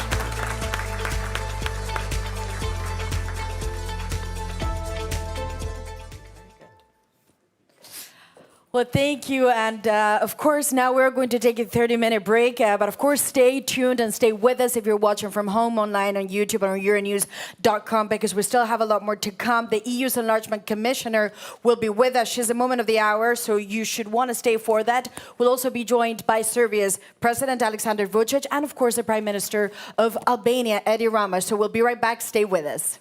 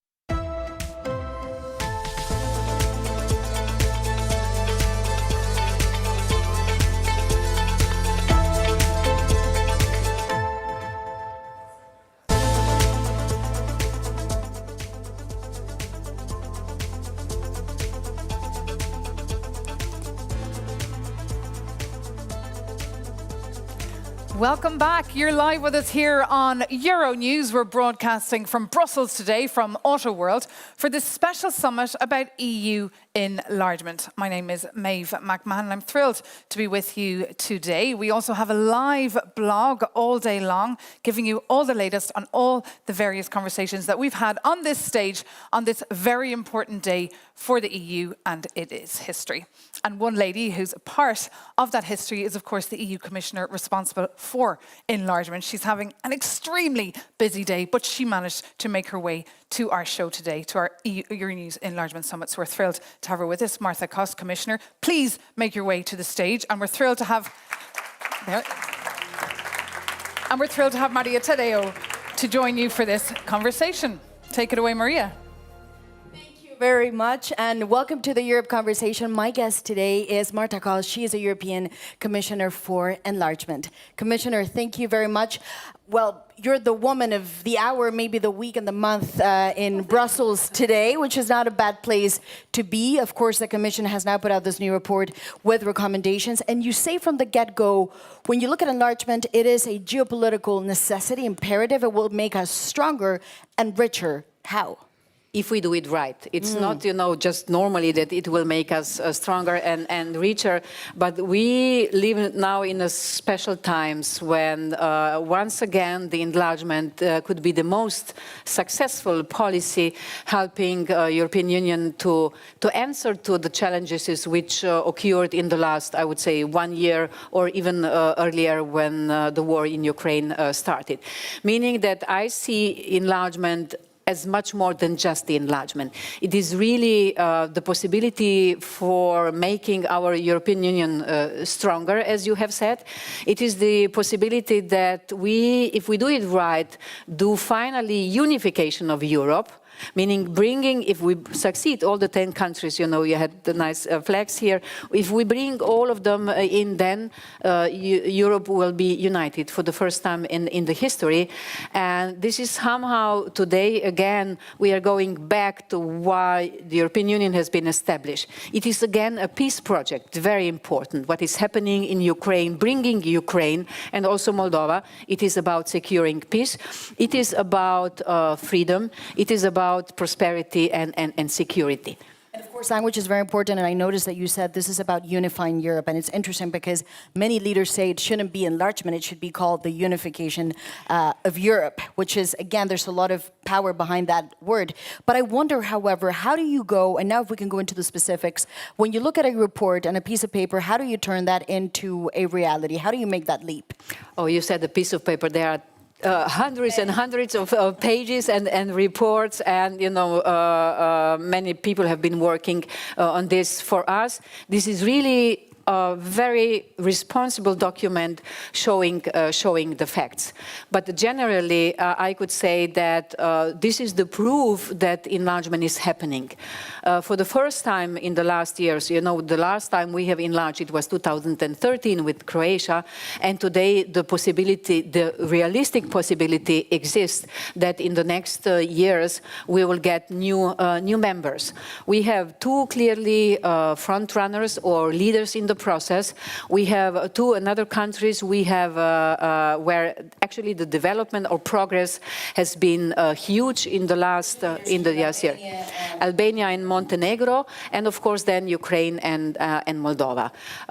We shouldn't forget all the others. So, but now it is a kind of, I have to say, that this is also happening because the European Commission or Union has changed the attitude towards the enlargement. It hasn't been in the plan in the last years. Now with this last Commission it is. We're also getting the support in the European Parliament for the enlargement, and generally also the majority of the citizens of the EU are supporting. You say something has changed around enlargement. I think everyone in Brussels can feel that there's something in the air, there's new momentum. Obviously, you've taken this as a big responsibility. So can we say you view incorporating more countries as your biggest responsibility, but also if this doesn't happen by the end of this Commission, would you consider that as perhaps a personal failure, but also a European failure? For my personal, yes, it's not just in my hands, but still, this is, I'm saying that I have the best job in the world possible. Who has the possibility to bring new members to the EU? I have, with all my team. So this is, but also huge responsibility. And I take it very seriously, both sides, not just towards the candidates, but also towards the member states. Why? If we want to make it stronger, as you have started our conversation, we have to make it right, meaning that we have to also consider that there are some concerns of the member states. And at the beginning, you said there are two countries that are the front runners. That would be Albania and Montenegro. Then you mentioned Moldova and Ukraine. Are we to understand, and I don't want to make this a cliche, that then Serbia, North Macedonia, you view as, also we should include Georgia at some point in that conversation, you view now as not doing as well? You would put them at the bottom of the rank? No, I'm not ranking this. So what I see the results, we have in this enlargement report, we have measured the progress, 1 year progress, and general preparedness. To some extent, Serbia is more prepared than the countries I have mentioned before, but there was no progress, or it was even backsliding. So this is what is very much important. It can be ready to some extent in some chapters of the negotiations, ready more than the others, but we have to really see the progress, especially on the rule of law, anti-corruption, media freedom, academic freedom, and these are actually the areas, the last 3 points where Serbia was backsliding. But still, I'm extending my arm in the sense of we want to see democratic Serbia in the EU, but democratic Serbia. And I'm happy that all the protests since November last year have shown that there is a democratic potential and that people want to go on the way of democracy, and we are supporting this. And I want to unpack what you said, because I wanted to talk about Serbia after, but now that you brought it up, what does that mean? You say there is backsliding, and it's happened in many critical areas, going from civil rights to freedom of expression in the media. You also say, I want to see a democratic Serbia. If I'm the president of Serbia and I'm hearing this, I would go, well, it's going to be very rough. That means this is not going to move. You will have it. Because he would disagree. You will have him later. Oh, I'd like to talk to him, and I will meet him. I have invited him for dinner tonight. It will be for sure interesting exchange. But I stay behind every word which is in the report. Why, especially? Many areas. One of them is never before have been so many journalists jailed in Serbia as in the last year. The judiciary system is very much under the influence of the president. Nothing is happening in the enlargement process without the president. It is not right. And I could go on. CFSP alignment. So, we expect from our candidates that they align in the trend, their foreign and security policy with the European one. Serbia is really on the last place. So we have 4 members or 4 countries, candidates from the Western Balkans, having 100% fulfillment of the CFSP alignment. Ukraine is 99, Moldova is 98, Serbia is 61.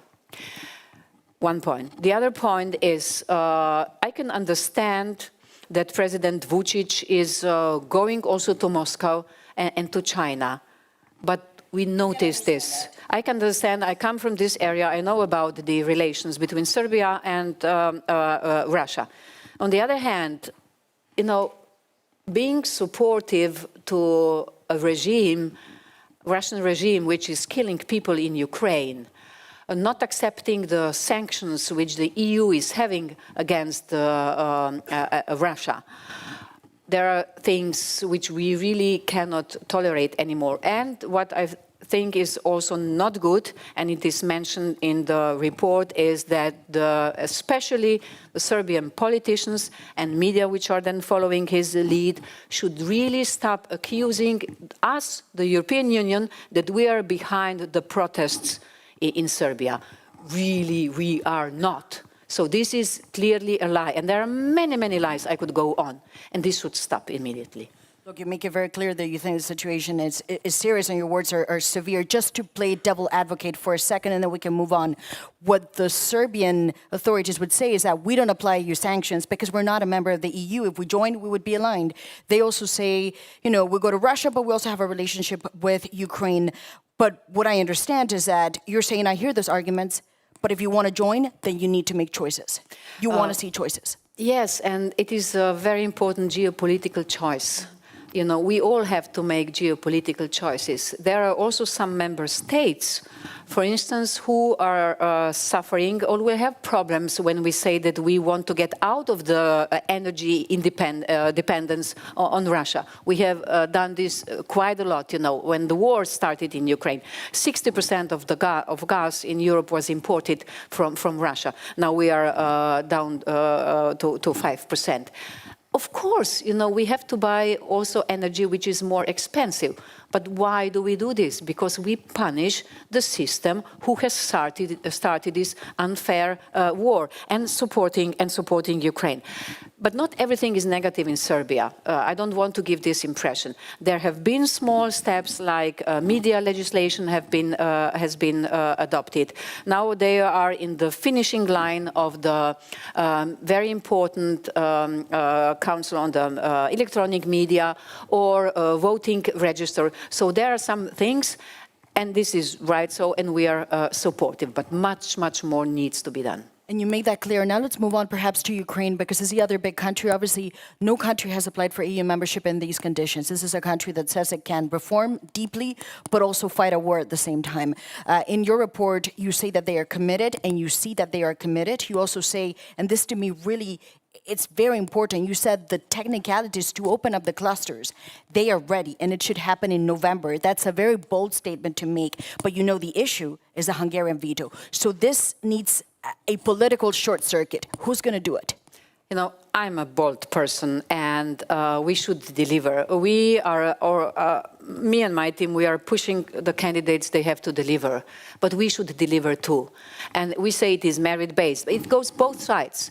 Meaning, if, and it is not about Ukraine, I'm full of admiration what they are delivering, you know, while the bombs are falling on the country.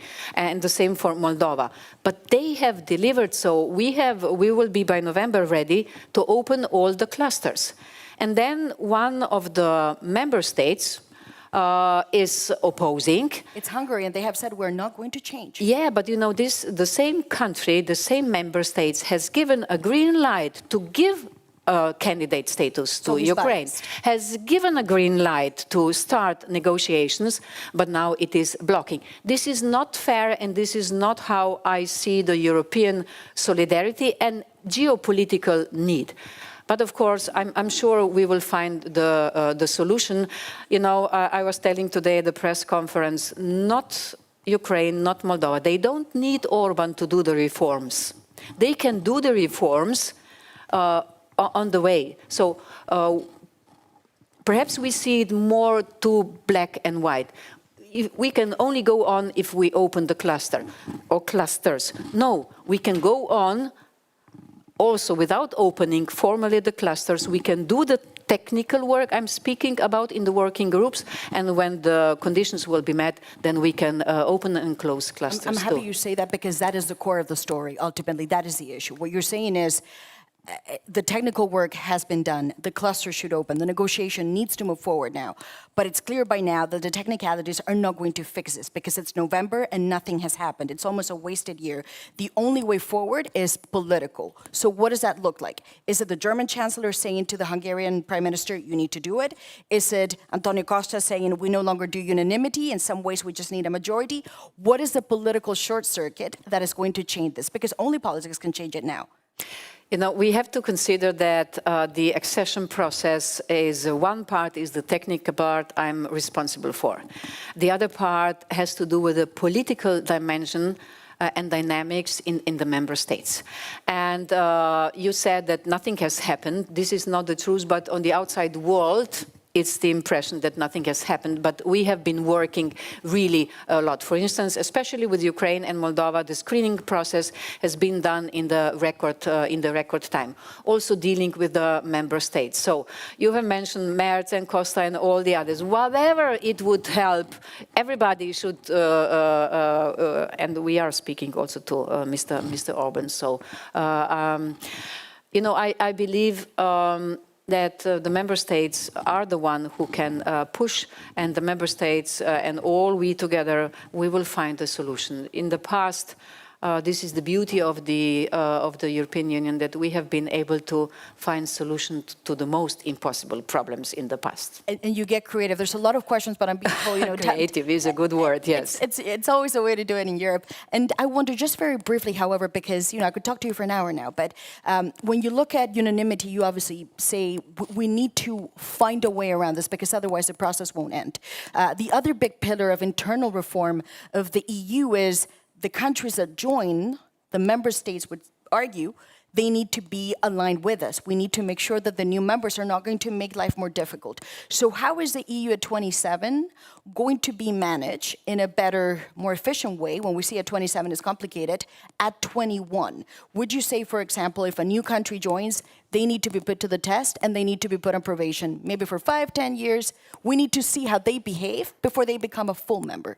In order to fulfill the criteria, what you have said at the beginning, that we have to be stronger, this is the most important. So there are two important points. First is that the member state, the candidate countries really have to be ready.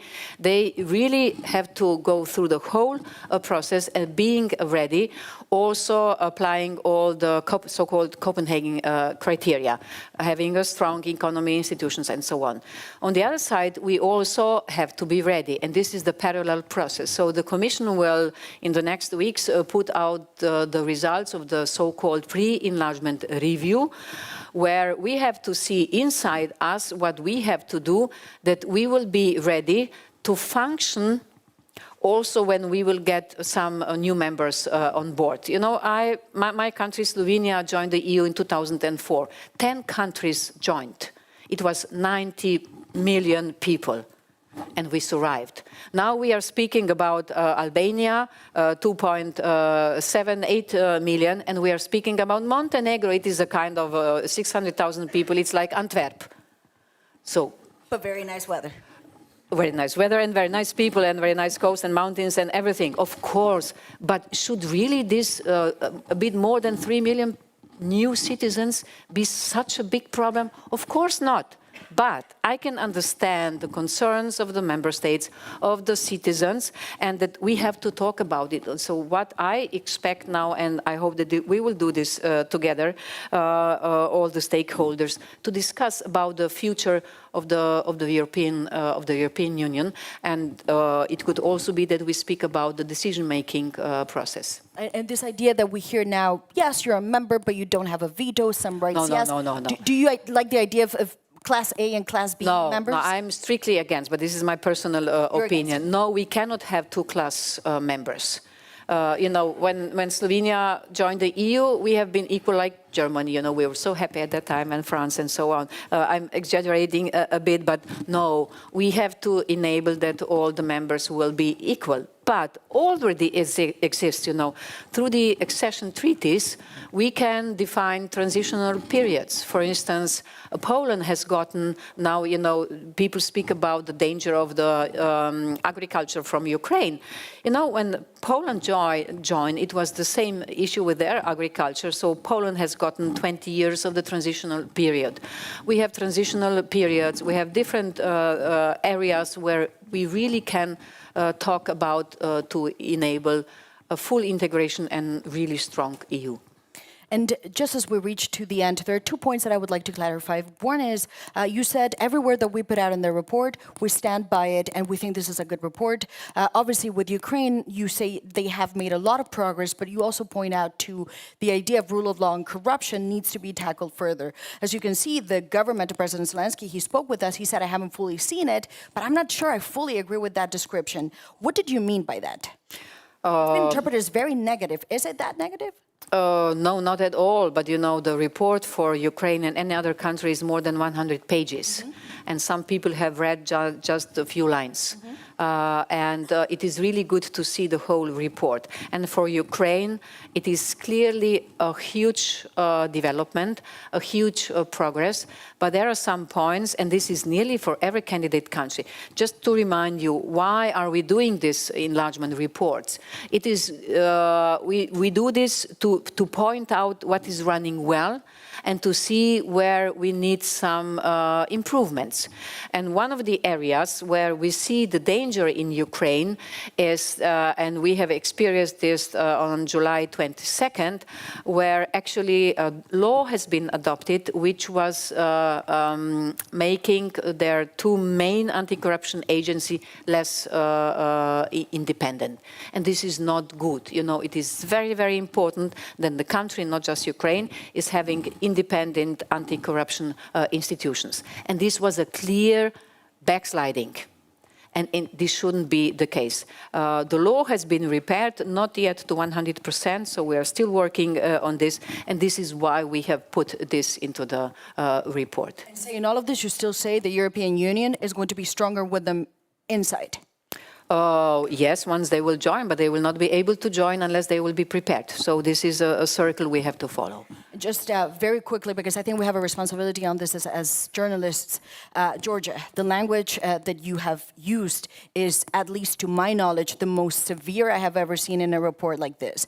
If I understand what you say, where you talk about massive and very serious backsliding on everything, you talk about authorities that no longer seem to be interested in this process. If I read that, the way that I would interpret it is, this is the end of the road. But at the same time, there is a people, and we all know this, who are prepared to do almost anything to now join the European Union. How do you bridge this gap? You're right. This is the worst enlargement report for any candidate country ever, but rightly so.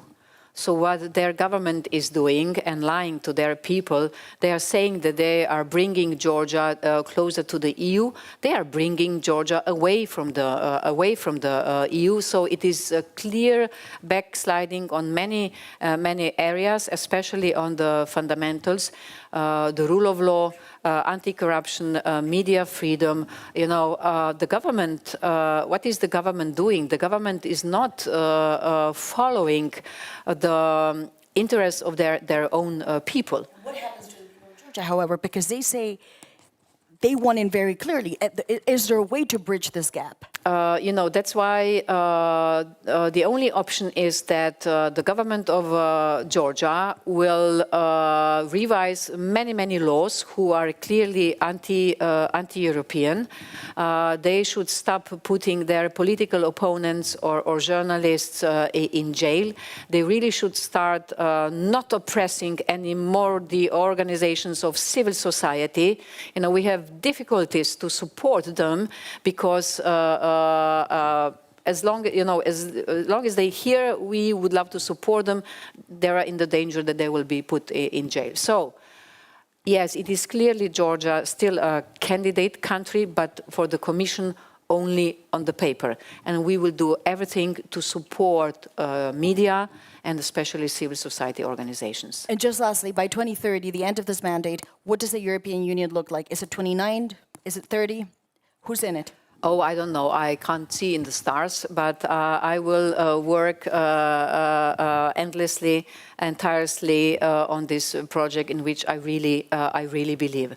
For the first time after many years, the prospects of the enlargement are there. How many countries it will be, it is not that much important.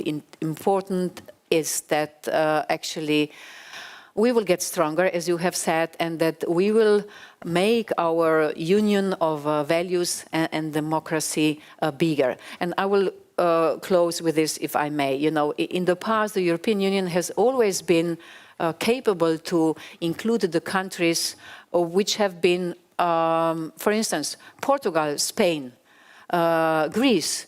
We included them into the EU after the end of the dictatorships. After the Berlin Wall fell, we have been able to include, for the first time, countries from the Eastern Europe. And now we are again in this historical moment. So I am positive there will be some new members. How many? Let's meet in 2030. No, 2029, because my mandate ended in 2029. So we have to meet before December the 1st, 29. Then we can talk about the numbers. Okay. We'll invite you again in 2029. Okay. Commissioner Koss, thank you so much for this important conversation in Euronews. Thank you very much. Thank you. Thank you. Thank you.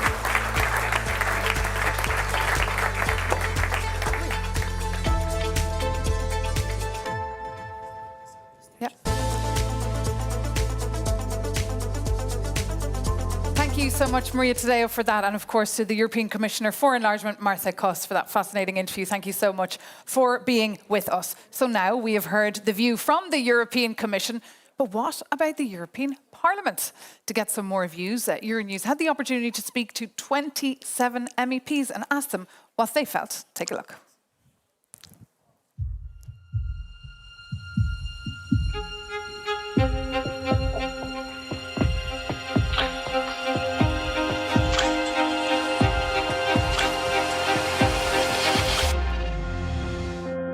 Is that what we need? We need it to be a reality. Enlargement is crucial. It's not necessary. With Europe at a turning point, enlargement is more than just ambition. A normal process of unification of Europe. It's a very, let's say, delicate question. It's a defining choice, not only for the Union's future itself. Enlargement is our security guarantee. It really can be a win-win-win situation. But for those who want to come in too. We think about them, we consider them. They are our brothers, but they have to clean up their houses. The European Union is the best alternative that they have. A defining choice that questions.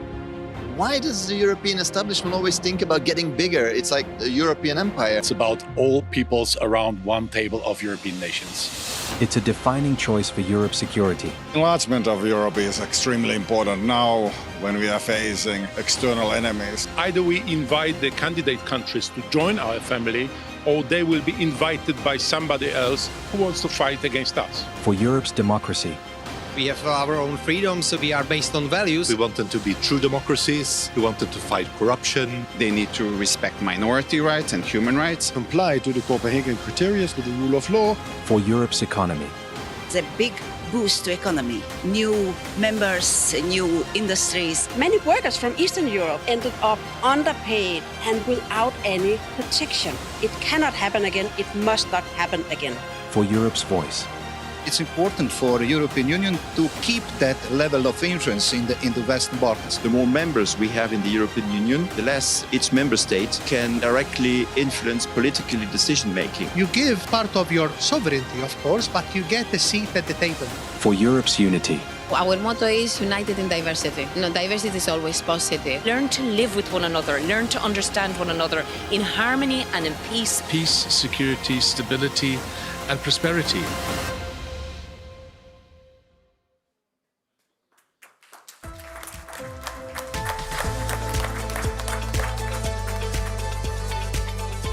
Is the start of a new show that we're going to launch, because here at Euronews we're very ambitious people and we're always thinking, how can we make it better?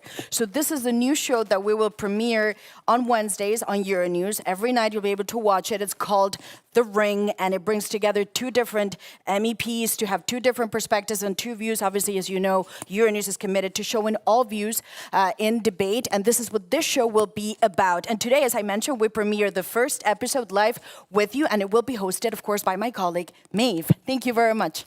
Thanks, Maria.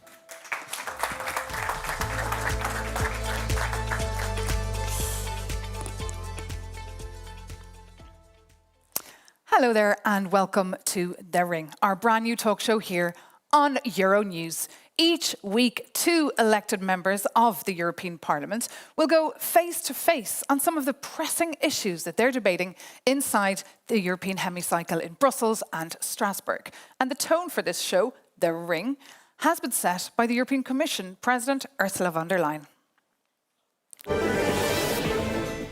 Europe is in a fight for a continent that is whole and at peace, a fight for our values and our democracies. But what kind of fight and what kind of values, what kind of future do we want here? That is exactly what we will explore on this brand new show, The Ring. And the topic, of course, for this very first edition is EU enlargement. And we're thrilled to be joined by two members of the European Parliament, David McAllister and Mark Botenga. Let's get to know them more in this clip. David McAllister, veteran member of the European Parliament, Chair of Foreign Affairs, Vice President of the centre-right EPP Group, a leading voice in European and transatlantic affairs. And when enlargement talks with Albania and North Macedonia were delayed, he didn't hold back. The EU failed to show leadership, courage, and strategic vision, he said. Mark Botenga, Belgian MEP. A fierce defender of workers' rights and public services, he's one of the European Parliament's strongest critics of austerity and corporate power. He voted against the EU's economic aid package for the Western Balkans, warning it comes loaded with neoliberal conditions that, in his words, would deepen the crisis instead of solving it. So, Mark Botenga and David McAllister, welcome to the stage. Oh, yeah.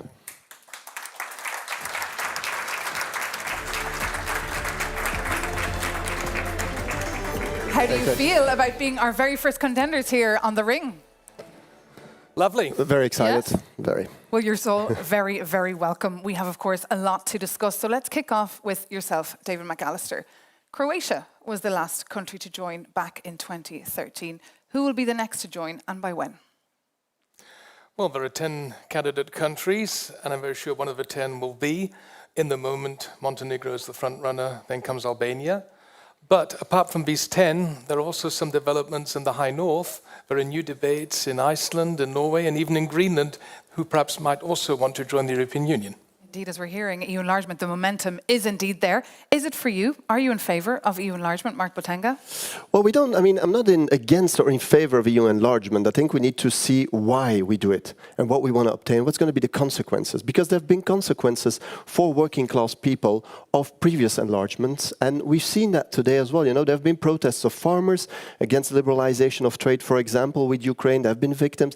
We've seen social dumping practices that have made people very skeptical of these enlargements. So what I would say is we need to get our house in order socially before we risk having the same effects again. Can we afford EU enlargement? The history of the European integration has always been the history of enlargement. We started with 6, we became 9, 12, 15, 25, 27, even 28 members. There are 48, 49 countries in Europe, and 10 out of these want to become members of the European Union, and we should support these countries in their aspirations. But of course, in the end, all the necessary criteria need to be met, politically, financially, economically, that's clear. But I am happy to see that further countries want to join our family of nations because they share our values and they believe that they are stronger and better off together with us. And we saw the so-called report cards or progress reports coming out today from the European Commission this week in Brussels. What are your views on them? Well, obviously we've received these hundreds of pages just recently, so we're not going to pretend any one of us, I think, to have read or studied them in depth. However, one thing I looked at, and which I'm disappointed by, is that, of course, we know this is no longer just a merit-based process. There's a geopolitical dimension to it now. No one's going to deny that. But what I have seen is that over the last years, I've seen a lot of protests from trade unions, International Trade Union Confederation, European Trade Union Confederation, saying there's a clear backsliding on working class democracy in Ukraine. There have been new laws. There's been even the Secretary General of the Federation of Trade Unions of Ukraine that's been put under house arrest, right? And the Commission doesn't seem to take that seriously. And I think, you already have a martial law and you're attacking civil society in this way. That needs to be on the agenda. And what I'm seeing is that we're abandoning basically the criteria just because of geopolitics. Is that a point that you could address, David McAllister? Many feel that the EU is not working for them, those that are in the club already. There are 10 candidate countries in the moment, but the big difference between Ukraine and the other 9 is Ukraine is going through a fully fledged war, a Russian war of aggression. And of course, you need to always consider under which enormous pressure and challenges Ukraine lies. Yes, Ukraine is still far away from meeting all the necessary EU criteria. Ukraine is on the way, it's a marathon. And of course, also the Commission has been very outspoken in also criticizing what is not going well in Ukraine. But my impression is that the Ukraine government usually responds in a positive way to the criticism coming from the Commission and the European Parliament. That's why we need to also work on social standards and workers' rights in Ukraine, just like in any other candidate country. But please, we need to bear in mind this country is under attack by a vicious regime in the Russian Federation. There, Mark Botenga. If you are under attack, is your priority to crack down on trade unionists? Is your priority then to say we need to liberalize the energy sector, the banking sector? No, I mean, your priority should be to bring back peace, to get back your sovereignty and so on. So this argument of, war in order to justify social repression, I think is just out of scope. Well, Mark, I'm very sorry, I didn't say that. I said that, of course, Ukraine has to also meet all the necessary criteria. And there are a lot of things where Ukraine still has to do a lot of homework. But in general, we need to just consider under which enormous challenge they are, fighting a war against Russia on the one hand, and on the other hand, preparing to join the European Union. That is very impressive and that deserves respect. But once again, I am not arguing, I'm not defending this. In the end, they will have to meet all the criteria, including the social criteria you have mentioned. So we agree being disappointed by the Commission. What about internal reforms, David McAllister? What kind of internal reforms does the EU need to do? Its own homework, perhaps? Well, the one thing is that further countries will at one day probably join our European Union. It depends, of course, when. On the other hand, we need to prepare in the meantime. We are operating with a set of rules and institutions which stem from a time where we are 9, 12, 15 members. We have to reform. We have to get ready for enlargement ourselves. That means we need to strengthen the European Parliament. We have to, in the Council, introduce further qualified majority voting. Unanimity is something which comes from the time where we were 6 or 9 or 12 member states. It doesn't work with 27, it will not work with 28, 29 or 30. And also we need to discuss, can this system continue that every single member state has an own commissioner? Already the commission in the moment is rather large. I'm sure that's something you'd agree with too, Mark Botenga. Well, the Commission is rather large, this is one thing, but what I would be saying is if we want, first of all, to avoid a social, massive negative social impact on our societies, there's a number of rules, European rules, that we need to revise in a very ambitious way. And I'm thinking about subcontracting. I'm thinking about posted workers. I'm thinking about pluri-activity. And I'm thinking about letterbox companies. Because if we do not tackle this socially, we're going to have a massive backlash. And we've seen these protests. We've seen protests of farmers in Poland and Italy. We've seen protests of truckers from Poland and the Slovak Republic. But what about the backlash from countries in the Western Balkans who've been waiting for so long to enter the Absolutely. Union? And I really understand the frustration of the Western Balkans and of these countries. Because indeed, they've been waiting for a long time. Other countries perhaps even longer, and they feel disrespected. They feel disrespected when they see, that certain other countries get a pass. And now they're hearing about this potential probation period. What are your thoughts on this? I beg your pardon? Like not having a fully fledged membership, a trial period? Well, in the moment, being allowed in, but not having a veto? Well, until now, we have argued you are either in or out. You're a fully fledged member of the European Union or not. I think that we have to get away from this black and white debate, and that means that the solution is the gradual integration of candidate countries into the European Union. So we begin with the gradual integration in the single market and in other important policy fields, and then the next step is the EU membership. And after EU membership, the next step is then to join the core zone of the European Union. That means the Euro and the Schengen cooperation area. I think that is the way. And also we need to perhaps think out of the box, how can we address the concerns of some of our member states that additional members might at the beginning be hampering the further integration process. But I mean, we've managed that until now, and I'm very sure with candidate countries 28, 29 and 30 joining, we will be able to do so. You agree with that, or do you think it could be completely dysfunctional? Well, it could obviously be completely dysfunctional. That's why I'm saying, we need the social guarantees, very clearly. We need upwards convergence, not a downward spiral of dumping on the one hand. And secondly, if we do not involve the people, if we think this is all going to be decided in Brussels, in Strasbourg, there will be a backlash democratically as well, because people will not take it. People will be like, hey, my working life, my salary is being affected. And so that is something we need to deal with. I don't always necessarily agree with Mark, but on this point, he's right. Yes, indeed, we have to convince our citizens, we have to convince the people, but the social standards which are so important to you, and they're just as important to me. I think one way to guarantee these social standards in the candidate countries is that we go through a thorough enlargement process, because in the end, all the criteria need to be met, and that's why enlargement is a huge opportunity, not only for the people, but also for the businesses and the employers and the employees in these countries. Interesting, on this very first edition of The Ring, you're starting to agree with each other, because politicians, it's all about building compromises, of course. A German Christian Democrat and a Belgian socialist, I mean, we're wide apart usually. And now it is time, in fact, to show our viewers a little taste of what it's like inside the hemicycle, when, as some of you may have seen, MEPs get the chance to pose questions to each other, sometimes very provocative. David McAllister, please start with your question for Mark Botenga. Mark, if I understood you correctly, you're rather enlargement skeptical and you want to not accelerate the process. You believe that we need to take our time. On the other hand, grey zones will exist. Grey zones will be created, and China and the Russian Federations are just there to fill these grey zones. Why do you do that? Well, it's an interesting question. I mean, I would send you back the question. You know, Russia and European Parliament, we've criticized that very long, that Russia thinks in terms of spheres of influence, you know, and they try to influence other countries to do what they want, to copy their model or impose their model. The way I hear you speak sometimes about enlargement is very similar. Where I'm saying, should the European Union then enter in this logic of spheres of influence? I don't think we should.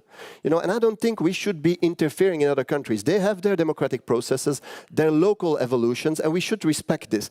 And this might indeed end up in enlargement. You know, I'm not principally against. But what we should not be doing is copying a model of countries that we criticize. Mark Botenga, you now have the opportunity to pose a question to David McAllister. Well, let me come back to what we were discussing before. I mean, you said that indeed social convergence upward is important. Then I'm going to ask you, why is EPP systematically opposing, you know, ambitious social proposals that could basically end or limit social dumping? I'm thinking, for example, of banning subcontracting below 1 or 2 levels. I'm thinking of, for example, forcing letterbox companies to have real activity in the country they're officially based. Think of Slovenia, think of a number of other countries. Why doesn't EPP take that social agenda seriously, aside when we're discussing very abstractly about enlargement? Okay, thank you for your question. Not directly related to the enlargement countries, I understand. But it's probably close to your heart, of course. Well, look, first of all, the EPP has always been the leading party when it comes to further developing the social market economy. We are not supporters of free capitalism. We support the social market economy, which Ludwig Erhard, for instance, in Germany, created, and this is our model for Europe. And this includes, of course, social standards, workers' rights, labor rights. We have always been at the forefront of this, and I strongly believe, by the way, we also need a strong social pillar within the European Union, because we need the citizens on board, and the European integration project should not be an elitist project of the well-off, but of all, and this, of course, includes the hard-working people we have in Europe. That's why we can have a more detailed discussion on these matters, but I have to add one point. Mark, I do not agree what you said, that EU enlargement is interfering in third countries. These countries have voluntarily taken the decision to join our family because they believe in democracy, the rule of law, and human rights. And I will always support countries and governments and parliaments who want to go exactly this way. I will answer that one. Let me just reply to that. That is a very naive vision, and you know you don't share that, of how these processes go. You know, the European Union has been very active in sponsoring NGOs and media to influence public debate, you know, in these countries. We've done this in Ukraine, we've done it in Georgia, we've done it in many countries. And you can say this is legitimate, and we could argue about this, saying it is legitimate, it's not legitimate. But the other side, you know, the Russians that want their sphere of influence are doing very similar things. What I'm saying is that we need to listen to social movements over there and not prioritize our own corporate interests. Because what we're seeing today, honestly, if you see, the Finnish minister going to Georgia to protest with the protesters, you can say, you know, if a Russian would do that, we would consider it unacceptable interference, and rightly so. If we're doing it, we're saying, well, you know, it's a support for democracy. So this thin line, and there we need to be very clear that there might be double standards in the way we look at things. Well, Mark, I think here we have some clear differences between the two of us. When it comes to interfering in candidate countries, I wouldn't at first think of EU member states. These countries are being flooded by malign Russian influence. Absolutely. Fake news, propaganda. They are trying to destabilize democracy. Mark, I think the socialists, your party, you should deal more with this horrific Russian foreign malign influence we have in Europe. Just to make clear, because otherwise we're going to get some problems with colleagues, I'm not from the socialist group. Huh? Well, how do I call you then? SND, you said we're the left group, but okay, I mean, just to, in order for our socialist colleagues not to get a heart attack. Okay, well, what are you then? We're the left group. You're just a lefty. Okay, so well, when it's like, Mark the leftist. Okay. I'm glad you're getting to know each other here on the ring. Let's perhaps bring in another voice on this very important discussion of EU enlargement that has made a political comeback. That is the voice of the Ukrainian President, Volodymyr Zelensky, who spoke at the Euronews Enlargement Summit here in Brussels, and he said that Donald Trump is supporting Ukraine in becoming a member of the European Union, that Trump understands that this is the will of the Ukrainian people. But my question is, what do you think of this statement? And do we really need the approval of the White House for this kind of thing? The brave women and men in Ukraine are not only defending their territorial sovereignty and integrity every day, they are also defending our European values. They are defending the European peace and security architecture. And if there's one people in Europe who has shown how committed they are to the European integration progress, then it's the brave women and men from Ukraine. They deserve all our support. Mark Botenga. well, I think Donald Trump has launched one of the most aggressive attacks on Ukraine's sovereignty we have seen over the last years. I mean, you've seen, obviously, the horrible war of Russia, you know, occupying, what is it, one-fifth of the country. But what has Donald Trump done? He's come saying, you know, you want peace, I can guarantee that, but in exchange, I want your natural resources. Now, that is a direct attack on the economic sovereignty of the Ukrainian people. So I don't think he should be giving lessons on what sovereignty means. And what about Moldova? We also heard from Maia Sandu, the president of Moldova, saying that she also one day wants to be a member of the European Union. Can the EU afford a poor country like Moldova? David McAllister. Moldova, who's ever been there, knows great people, great country, and they are on their way. I urge the Council to open the accession negotiations with Moldova now in autumn. They are waiting for this desperately, and the Moldovans have shown their European commitment despite all the aggressive, malign Russian influence. The people in Moldova stood strong and voted 3 times in favor of a pro-European orientation at the referendum, at the presidential elections, and just most recently at the parliamentary elections. Mark Botenga. Why not? Let's talk. I mean, I'm in favor of talks. Moldova, as you know, is not an easy situation with the Transnistrian situation, so that will need to be solved. Let's not pretend that doesn't exist. But we always need to keep talking. What I'm saying is let's keep talking with the respect of local democracy. You know, let's keep talking and let's not accelerate things beyond that in the hope to, you know, eat them up quicker than the others, because that's not what Europe should be. Well, now we've heard the view of the MEPs. I'm curious also to get the view of the European public, to hear how they feel about EU enlargement. We've been digging into the latest Eurobarometer survey, which is, of course, the data accumulated by the European Commission that tests the temperature, if you like, of the European public. And according to the latest data, 56% of Europeans are in favour of EU enlargement, 39% show mistrust, and 14% think their country would not benefit at all. The pros of those polled were that the EU could benefit from larger markets, there'd be more work and more skilled labour, and the cons, many said, the cost for the taxpayers, the risk of corruption, organised crime and terrorism, and also uncontrolled migration. Mark Botenga, a reaction to that data? I think if you look at the Eurobarometer, one of the very interesting points is as well that most people don't believe they will benefit themselves from enlargement. You know, they say, okay, why not the idea? The idea is nice, and the idea, this is also why in the EU bubble, it's so, you speak about enlargement because it's nice, like Europe expanding. But many people are afraid and know they will not benefit. We've seen massive population losses also in member states that joined later, Bulgaria, Romania, the Baltic countries. And that is why, and I'm coming back to this, if we do not have the strong internal social measures, and apparently EPP would be open to that, so that's the news of the day, then we cannot do this enlargement. It is a valid point. I mean, people are scared. They're scared for their future, they're concerned about the cost of living, and they're getting selfish, therefore. The positive thing about this poll is that a majority of Europeans are in favor of enlargement, but I take very seriously that 39% are against. And we have to work on this. We have to improve our communication. We have to explain to our citizens that further enlargement, if we do it properly, I am not advocating enlargement for enlargement.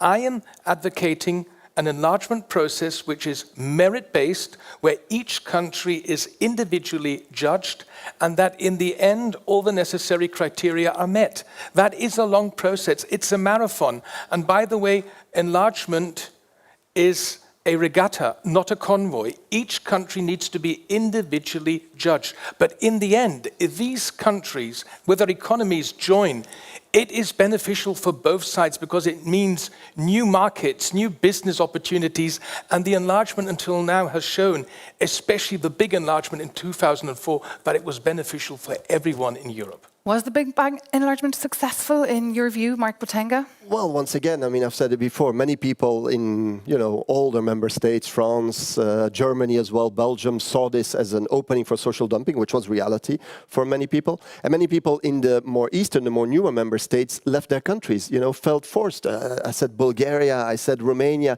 the Baltic countries that have seen a lot of people quitting in the hope of finding a job somewhere. Now, I'm not against that as such, but it did create structural, or aggravate perhaps structural problems within the European, let's say, the subcontinent of Europe. And if we're going to do that again with now one, at least very big member states, demographically, economically, as Ukraine, we might have that in a much, much stronger version. And look at how many Germans reacted now that suddenly, when President Zelensky opened the borders for young men, and you had, 100,000 young men saying immediately, we want to quit Ukraine, how that reaction provoked German citizens. I think the solution to the problem of social dumping is what we have seen in other cases, transitional periods. That we don't go from one extreme immediately to the other, but we have these transitional agreements, these transitional periods is for the free movement of labour, as we had with some Eastern European countries after 2004. David McAllister, what about some of the cons there that we listed? Pardon? What about some of the cons there that we listed, the concerns that Europeans have with enlargement, be that organised crime or uncontrolled migration, the fact that it's their taxpayers' money that will have to go to and absolutely, these concerns are legitimate. We need to how do you address them? We take this seriously. We need to better communicate. Marta Kors today said, as Enlargement Commissioner, we're in this together, and it is our duty, not only in the candidate countries, but also in the 27 member states, to convince our citizens that this is beneficial. And I named the arguments that we are stronger and better off together, and that we have much more and greater business opportunities. And in general, I would see there are 48, 49 countries in Europe. 27 are in the European Union. But the European project has always been open to all countries who lie geographically in Europe, who share our values, and are ready to go for a very challenging negotiation process. That's where we are.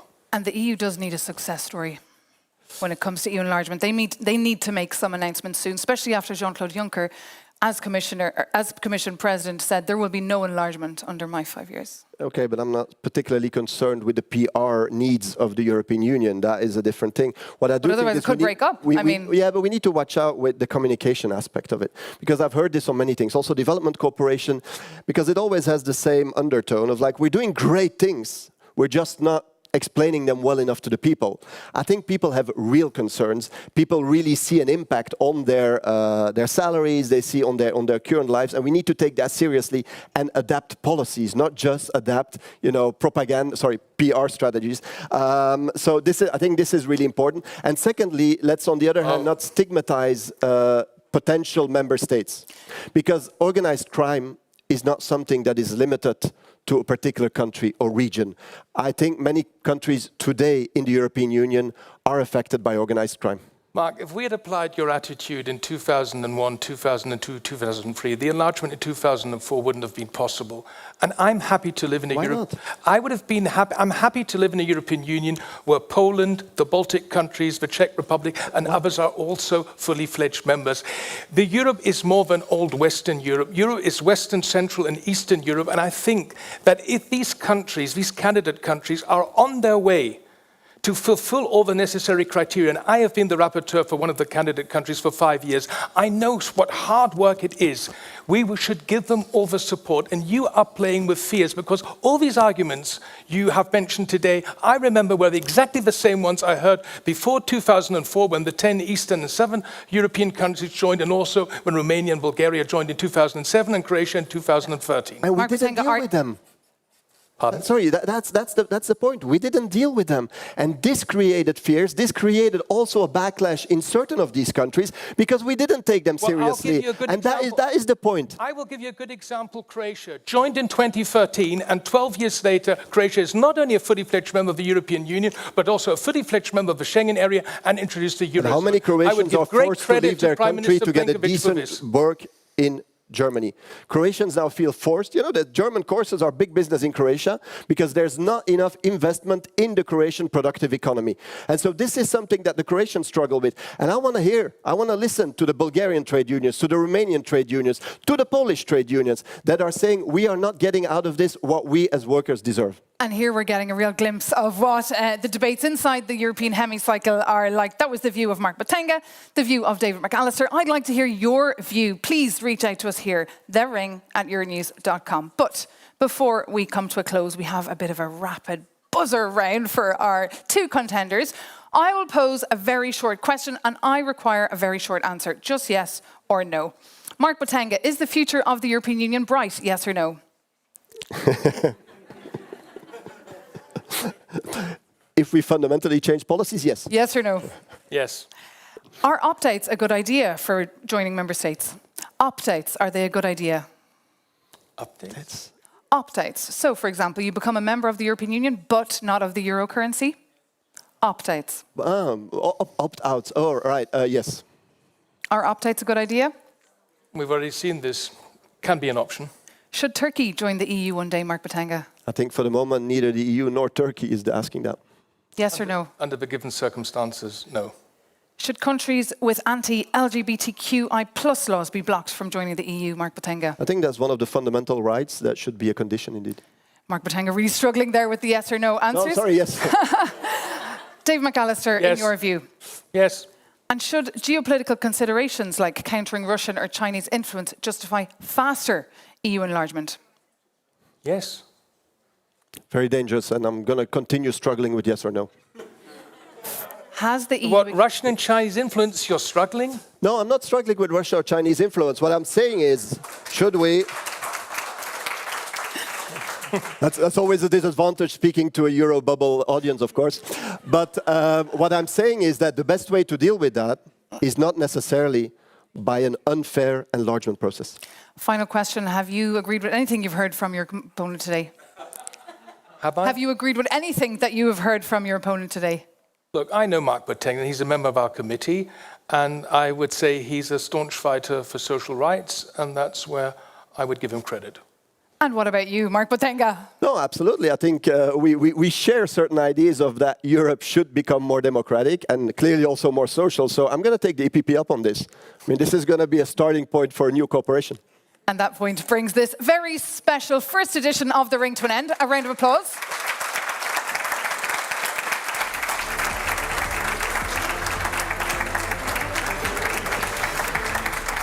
Thank you so much, David McAllister and Mark Botenga. And thank you so much for joining us. We'll be live every Wednesday night on Euronews. See you very soon. Take care.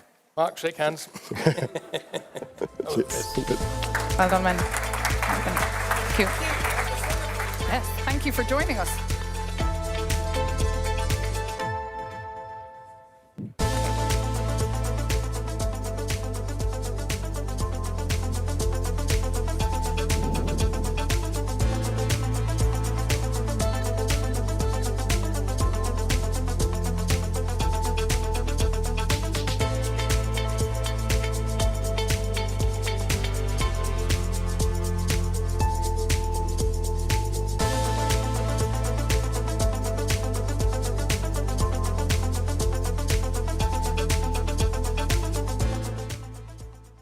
Thank you so much, and thank you, Maeve. Of course, that is a ring that will be on your television on Wednesday night. The idea that we have is how do we take the parliament into your homes? And of course, this is a format that we're very proud of and will be, as I mentioned, on Euronews every Wednesday on prime time. Now, moving on, remember when we started, we talked about all the leadership, the people, the faces driving this process. They are all with us today. One of those countries is a strategic country, but you heard it also from the European Commissioner before, facing some serious challenges is Serbia. For many years, it was seen as a front runner, but obviously it's not a secret. The process has stalled. We are now going to debate with the Serbian president, who's with us today, Aleksandar Vučić, and of course, my colleague, Stefan Grob. Thank you so much.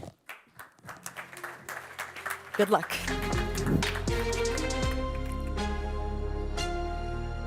Mr. President.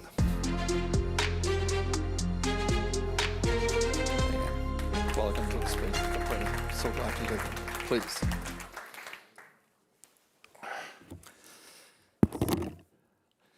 Hello and welcome to the Europe Conversation. I'm Stefan Grobe. My guest today is the President of Serbia, Aleksandar Vučić, a man whose political journey an American news magazine once described as from nationalist hawk to devout Europeanist.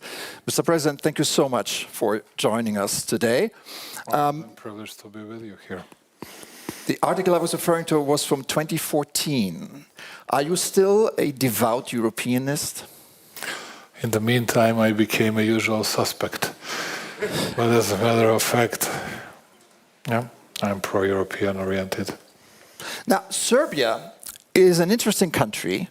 People love Donald Trump, and people are also very fond of Vladimir Putin. I wonder, is there any excitement for Europe or European leaders? We never see any European flags during the protests.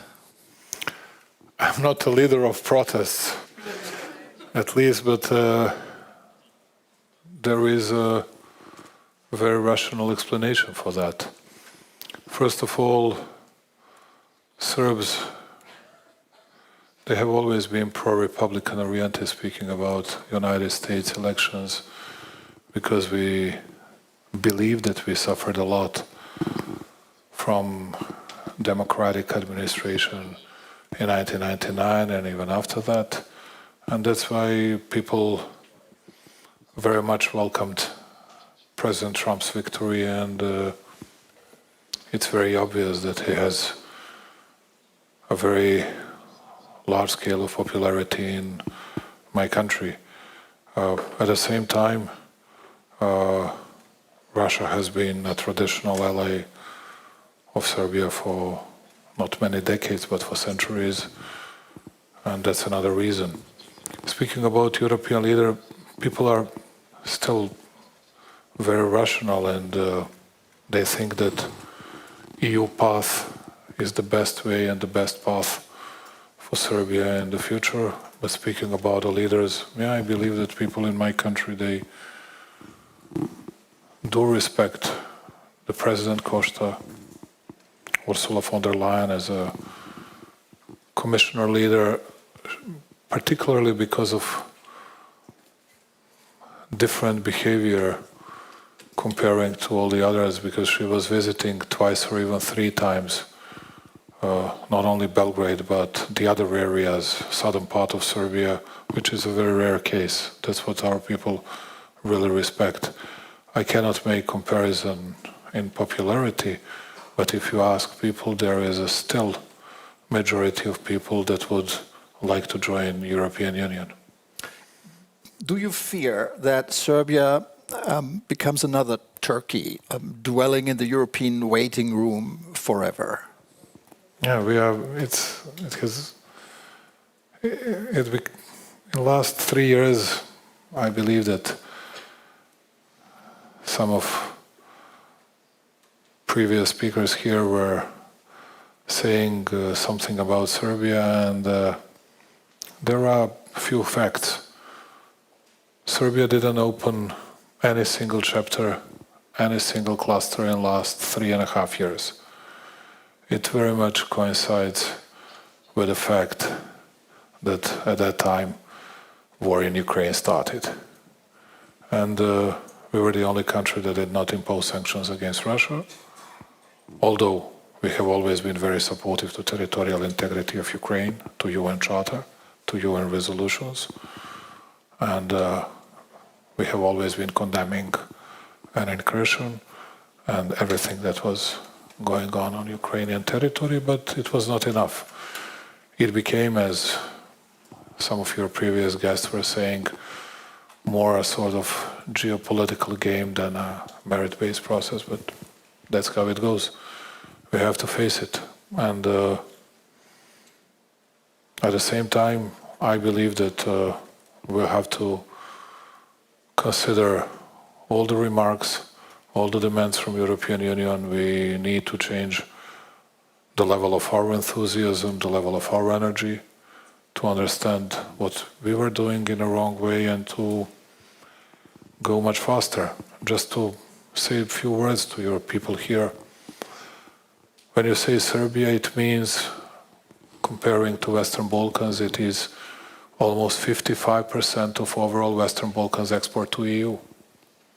Serbia is, regarding that issue, bigger than all the others altogether. Speaking about FDI attraction, last 3 years, Serbia was more than 60% of overall in attracting foreign direct investments than all the others in the Western Balkans, much bigger. And at the same time, yes, I know that we are facing thousands of doubts from different member states because of our relationship with Beijing, with Moscow. I cannot, and I'm not going to justify myself for talking with someone. I think it's really stupid, and I'm not a pupil in an elementary school, to tell you the truth. I believe that everybody should talk to each other, and I think it's very healing, and it doesn't mean that I agree with someone if I speak to someone. And what was very strange to me, because I heard the words of criticism and I accept it, I'm the culprit, from Marta Kos. Well, it was not just that he went to Moscow. I had plenty of reasons to go there.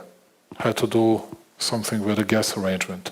I had to discuss oil industry of Serbia, which was sanctioned at that time by United States of America. And they are an owners of our oil industry of Serbia. I had several issues to discuss it. What was the alternative to that? But no one actually from Europe asked me. Yes, Costa and Ursula asked me, but not the others. What was the content of our meeting? What we discussed? Because I was not interfering into Ukrainian or meddling into Ukrainian-Russian conflict because I'm a small guy coming from a small country. I don't give a chance to myself to interfere into something big that either big countries, either European Union deserves to do so. I don't do it. I was discussing my small issues, which are big issues for my people, for Serbian people. And that was my intention. But at the end, I would like to see, if I may say this here, because I was always a big fan of that rule, audiatur et altera pars, hear the other side or listen to the other side as well. I would like to see all the leaders speaking to each other. That's the only way to overcome today's situation. But I know that nobody likes to hear it, because I see that everybody is smiling and laughing and joking when we say something bad about the others. I'm not going to make jokes about US, China, Russia. I think it's too serious to make any kind of jokes. I believe that we need talks. There's a lot to unpack here of what you said. I will come to that in a minute. But first, when you travel across Europe, meeting people, meeting your counterparts, how would you rate the support and the excitement within the European Union for a Serbian membership? It's different. When I speak to Southerners, there is much bigger support. I'm going to meet President Macron in a few days. Again, I believe that we have had so far French support, Italian support. I was meeting Giorgia Meloni several times in last 12 months. It's pretty much the same with Spaniards, Portuguese, Greek, and the others. It's a bit different when we go to Benelux countries, and it's a bit different when we speak to Baltic countries and Scandinavian countries. We'll have German Minister of Foreign Affairs very soon in Belgrade in a few days. I have spoken recently to Chancellor Merz. We had some good talks, and I hope that we'll be able to hosting him soon in Belgrade, which means January, February next year. When you were in China earlier this year, you told a Chinese interviewer that you didn't sleep the entire night before your talks with President Xi the next day. I wonder, do you experience the same sleeplessness before a day of talks with Ursula von der Leyen? You want to see this?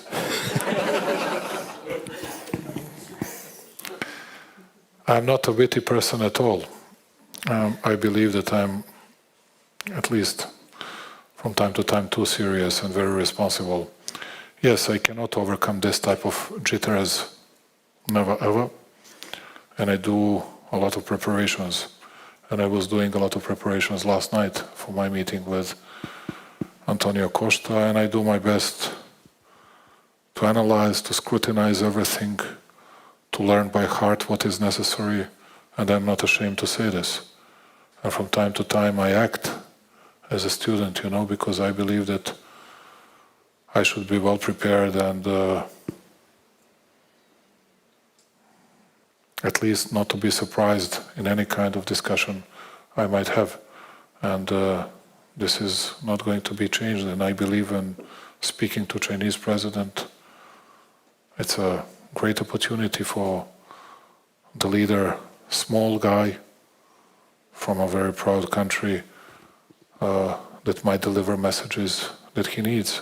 And it's the same when I speak to Ursula, it's the same when I speak to Antonio. I know them, and I met them more times than I was meeting President Xi, but that's how it goes. Let's talk about foreign policy, a topic you're at loggerheads with the European Union. You have repeatedly supported Ukraine's territorial integrity, even saying that Crimea and Donbas are and will always be part of Ukraine. Yet you oppose the EU's anti-Russian sanctions. Why? I do not oppose. We are not an EU member state. I cannot do anything on this. I cannot influence it. But I can tell you, saying no, you would support them once you're in the EU? I can tell you, but we are not a member of EU. But we were not. Nobody asked us about anything. They just tell us you have to align with it. And I can tell you one thing: we were under sanctions for many years, and it actually harmed ordinary people. It has always been the case, and it did not bring the very best result. And I have some doubts about the outcome of huge sanction packages that were imposed against Russia in the last 3.5 or 4 years, whatever. And but we had no influence on that. Speaking about Ukrainian territorial integrity, it means that we observe UN Charter, UN resolutions, and all the values of international public law. That's how it goes. That's the way we protect our territorial integrity. And also, it's easy to rebook. It's easy to scold small countries like Serbia, which are not member of the club. Because you have a usual suspect, you have always a good culprit for everything. And even Commissioner was saying, it's not fair, it's not good, it's not nice if he goes to Moscow. Had to go, had to take care of vital issues for my people and for my country. That was of an utmost, of super interest of my people and of my country. But I didn't hear that she was mentioning, or anybody else was mentioning, many other European leaders. And I'm not speaking about Viktor Orban. many other European leaders that were speaking to Putin in the meantime. And I went there after 3 years of war, not before that, and I wanted to discuss our bilateral issues. Did not interfere into this big war agenda, big issues, because I know my place, I know the place of my country. And I think it's a very fair response. And as you can see, I say what I think to you here, I say the same in my country, I say it everywhere. You said last week in an interview with a German media outlet that Serbia was ready to sell ammunition to EU countries, even if Ukraine We were received discussing it. that 5 years ago. We were discussing that 5 and 4 and 3 years ago. Right, but and I was saying to them, Yeah. I was saying to them the following. Here's the story. We are able to produce, let's say, 155 to 160,000 of different type of shells. Mortar shells, 60 millimeters, 80, 81, 82 millimeters, both Soviet NATO calibers, 120 millimeters, from all howitzer shells, 155, 152, tank, rocket artillery shells, 122, 128, whatever millimeters, which is still equal or a bit more than France. And I said to them, we have 30,000 people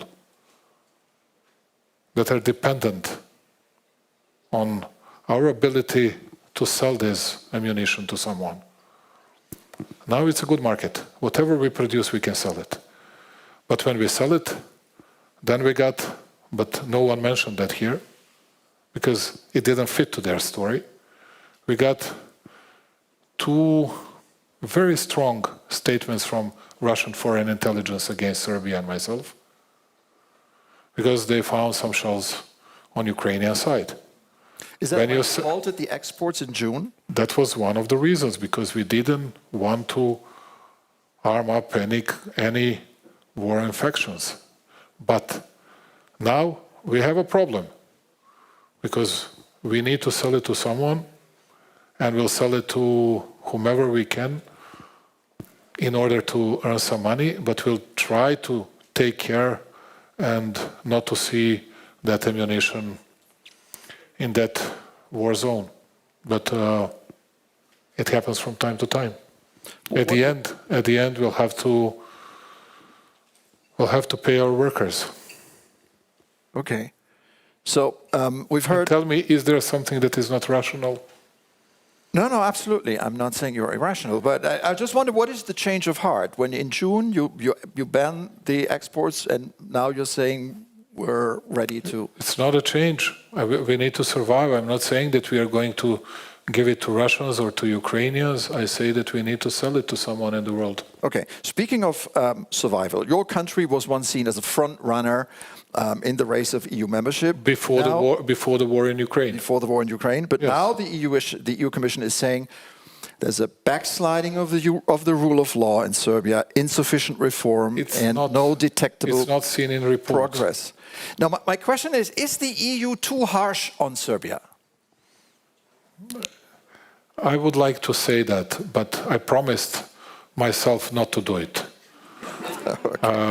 Yes, I do my best to keep my word. They asked me to change my narrative, otherwise I would say so. But I'm not going to do it. It means that now let me use this great, even Euronews bureaucratic language. And you can see that I'm still able to learn it. Serbia is very much committed to its EU path and will take it in a very serious and responsible way. All the remarks, all the demands from EU partners, and considering it will change our attitudes and our stances on different issues, and will improve our behavior in the future, and we hope that the European Union will notice it. Thank you very much. This is how it goes. EU Commissioner Kos said that that Serbia has too much presidential power, and that everything that's an issue. Everything about enlargement is done by the president, and that's bad. What do you say? What do you say to that? Fully agree with her. See, I learned a lesson. Okay. Good news is I'm not going to be the president within a year and month, 13 months. That's a good news. Then some other people will do it. Okay. I want to talk one question, if I may, sir, about the domestic situation. We've been seeing protests for a year now, following. We've been seeing protests for 11 years in Serbia. All right. Following the Novi Sad catastrophe. Yes. My question is, are you worried that things might get out of hand, that there is an escalation of the protests? And also, if I may, do you think that the country is changing faster than you have thought? Our country, I'm amazed with the changes that we provided. You, dear Stefan, come to Belgrade. You wouldn't recognize the city, not from your own experience, but not even from the photos you've seen.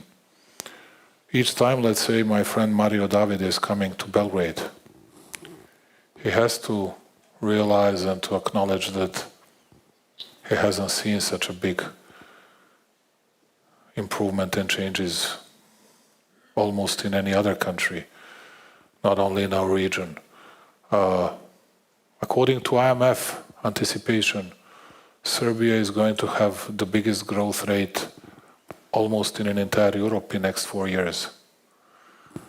Speaking about protests, I was facing protests since I became the Prime Minister in 2014. Before that, I was Deputy Prime Minister for 2 years. Since then, we had maybe altogether 6 months without protests. But even having in mind all this stuff, we were progressing well with good growth rates.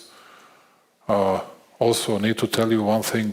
When I became the Prime Minister, public debt, just to see how disciplined we were, public debt to GDP ratio in Serbia was 79%. Now it's 43%, twice less than average European public debt to GDP ratio. Yeah. And for the first time in our history, and the only country in an entire region, we got an investment grade from Fitch, and we are getting it from Standard as well, and I believe within 6 months from Moody's as well.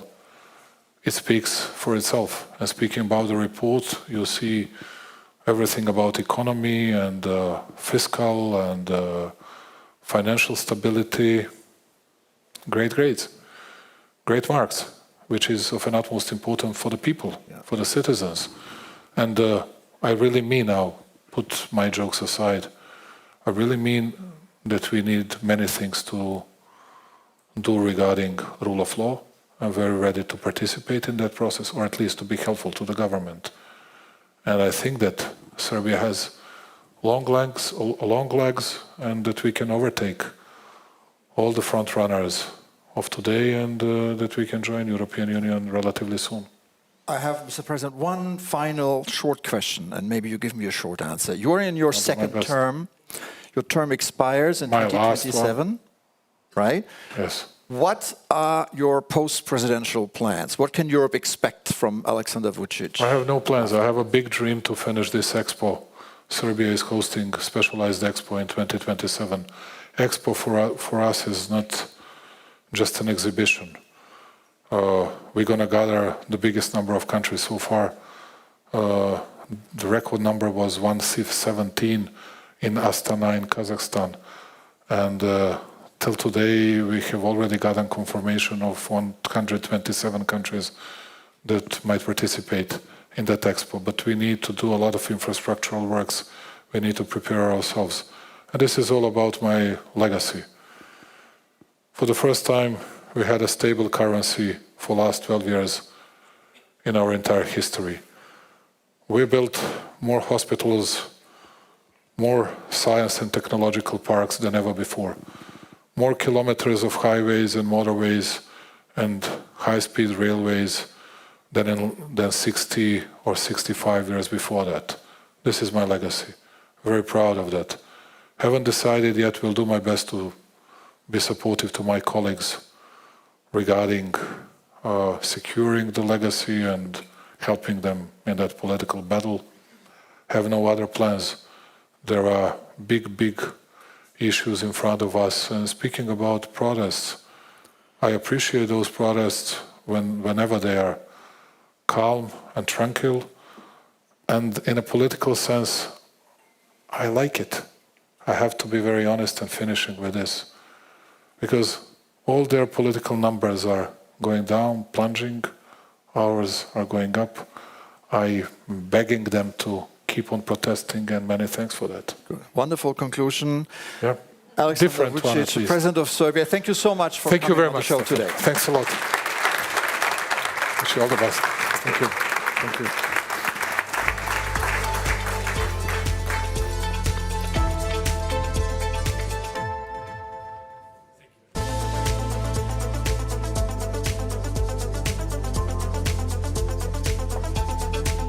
Okay, well, thank you so much. Of course, different views, as we said earlier. Now, as we promised, we would talk to all the leaders involved in this process, and there is one country that we've not spoken with yet, and that is Albania, but you heard it from the commissioner himself. Countries she believes are the front runners is Albania and Montenegro. So on that note, I'm happy to say we are now joined. He could not be with us today for, well, things that happen in politics, last-minute situation, but he is with us now. It's the Prime Minister of Albania, Edi Rama, who should join us now online, and he will be interviewed by my colleague, Sasha Vakulina. Thank you very much.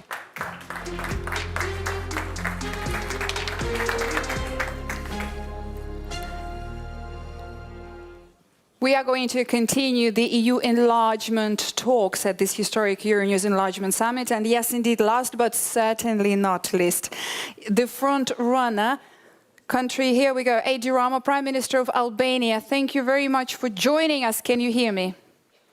Yeah, I can hear you. Good evening, and sorry to not be able to be with you. It was not political last minute. It was a technical air problem that I had nothing to do with, but I couldn't take the plane. Well, we hope next time you're going to be able to join us here in person. And for today, we thank you for joining us here online for this new Euronews format. This is 12 minutes with Edi Rama, Prime Minister of Albania. Thank you for being here. As you heard today from the report and from Marta Kos, indeed, Albania is one of the front runners, and the accession negotiations reached unprecedented momentum this year with preparations for the opening of the last cluster before the end of the year, now, quote, well advanced. Now, this report seems very positive for you. What's your take on it?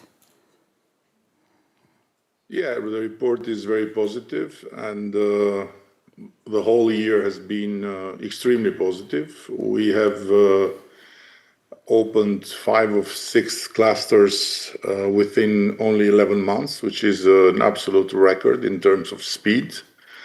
It's something that until only a few years ago I would not been able to imagine.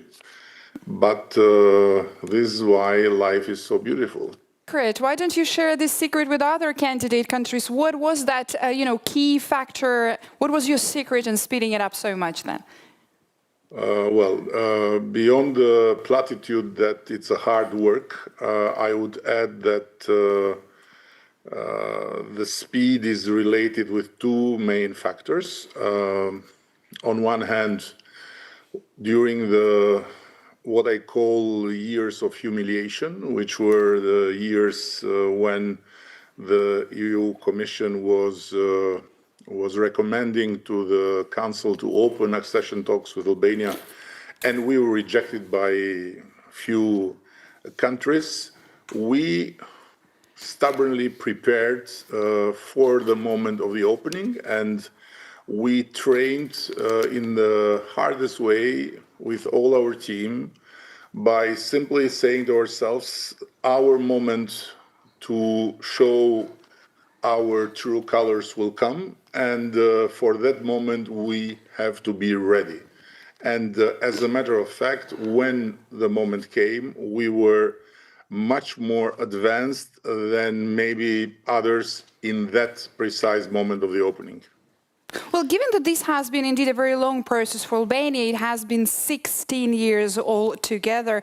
You've previously spoken about the shifting goalposts by Brussels. Do you feel like this has changed and there is this new push and this situation is over for Albania, but also for the other candidates from the region, because they have been also waiting for a very long time? And here comes the factor number 2, which is exactly Brussels, that changed its approach and woke up.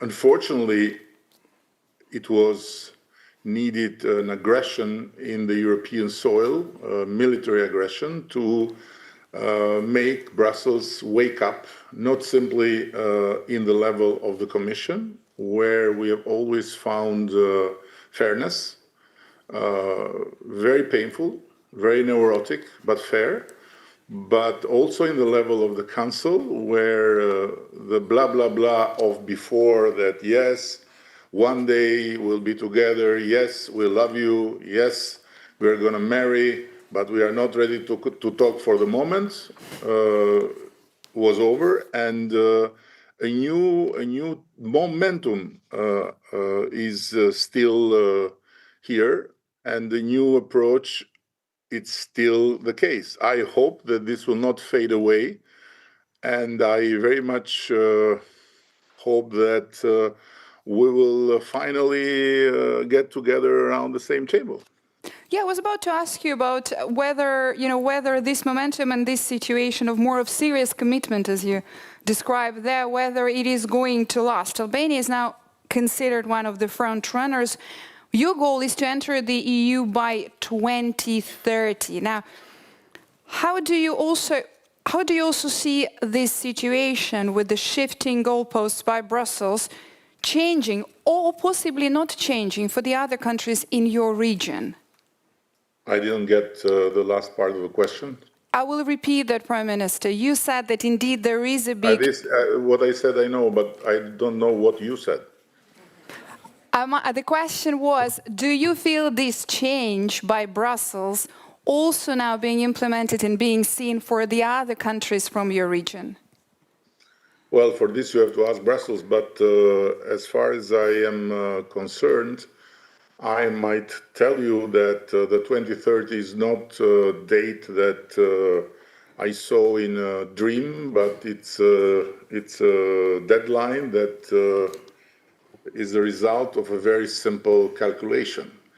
We start from the fact that together with the Commission, in full consensus with the Commission, we have agreed on a calendar that is very ambitious, but it's doable, of homework for us to conclude the accession talks, the negotiations, at the end of 2027. There is a possibility to do it even faster, let's say in the first half of 27, and would be reasons for that, but let's say end of 27. And then the average time we have looked into when it comes to the 27 parliaments to ratify the decision is around 2 years, and this is how we envisage Albania to sit around the table of the EU on 2030. But of course, we are not at all against to be there faster. Now, when it comes to the region as such, I would fully agree, and I echo the words of David McAllister previously, who said this is a very merit-based process. Everyone has its own path, and everyone has to fulfill its own obligations and to do its own homework. So and there are different characteristics in the region. There are different countries, different histories, and so on and so further. When it comes to us, I can say with a very loud voice that we are the most Euro-optimistic nation in Europe, or as Donald Trump would say, on Earth. Prime Minister, there is a specific focus as well by Brussels. This is slightly on the downside, probably, of the report, with the focus from Brussels coming regarding the issue of corruption. Now, what I want to ask you is that Albania is the first country in the world to appoint an AI as government minister, specifically tasked with fighting corruption. Now, would you give us an update? How is Diela doing? How is her and your fight going on? Before going to Diela and her fight, let me remind you and everyone that has still the patience to follow this long day of yours, for which I'm very grateful, that Albania is doing something unseen and unique in the whole region. Our justice reform and our recognition of the not only de jure but the de facto independence of justice, and the full-fledged operation of a special structure against organized crime and corruption has practically created in Albania and for Albania the example that the fight against corruption is something that goes very, very much beyond words, very much beyond makeups, and it goes very deep, and it goes very,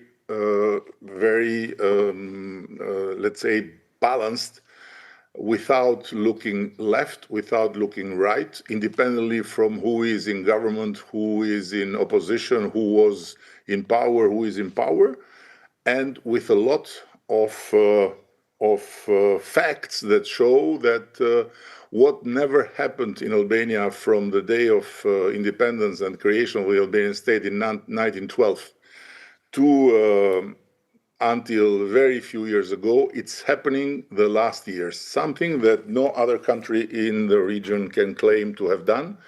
And this is not to say that we are better than the others, but this is to say that we have taken it very seriously. And in this moment in time, we accept support, we accept partnership, we accept help, but we don't accept lectures from anyone when it comes on the fight against corruption. And of course, when it comes to Diela, she is the product of a systemic fight, which is not just about fighting cases and fighting in the court of law, but which is about fighting through modernization. And we aim to have, within 2027, the first full AI public procurement that will allow speed, transparency, accuracy in levels that are unseen. Prime Minister, finally, let me ask you to wrap this up. What is the next creative idea and the next creative solution coming from you and from Albania on your way to the European Union membership? I'm sure you have heard that Diela is pregnant, and she has 83 babies based on the last ecography. So we have to wait for her to give birth to these 83 babies. And in the meantime, I have to tell you one thing that has not been much discussed, that we are the only country in this process to use artificial intelligence in the transfer of the acquis communautaire to our body of law, and to make of it the fastest process ever made in terms of not only translating but also analyzing the impact and drafting and preparing the whole legal packages for the approval in Parliament. So we are trying to run as much as possible and to make as much as possible leapfrogs, using technology, artificial intelligence, but without never ever forgetting that our place in Europe is first and foremost deserved because Europe has the best place in the heart of the whole Albanian nation, something that the others cannot pretend. Prime Minister, I have to follow up. Do you think Brussels could use an AI commissioner? It's not for me to tell Brussels what to do, but of course I would be very happy to introduce Diela with whomever on the EU side will introduce him or herself like an AI commissioner or an AI technocrat or bureaucrat or whatever else. It doesn't matter. Prime Minister, thank you very much for this interview and for your time, and thank you very much for joining us here. There was 12 minutes with Edi Rama, Prime Minister of Albania.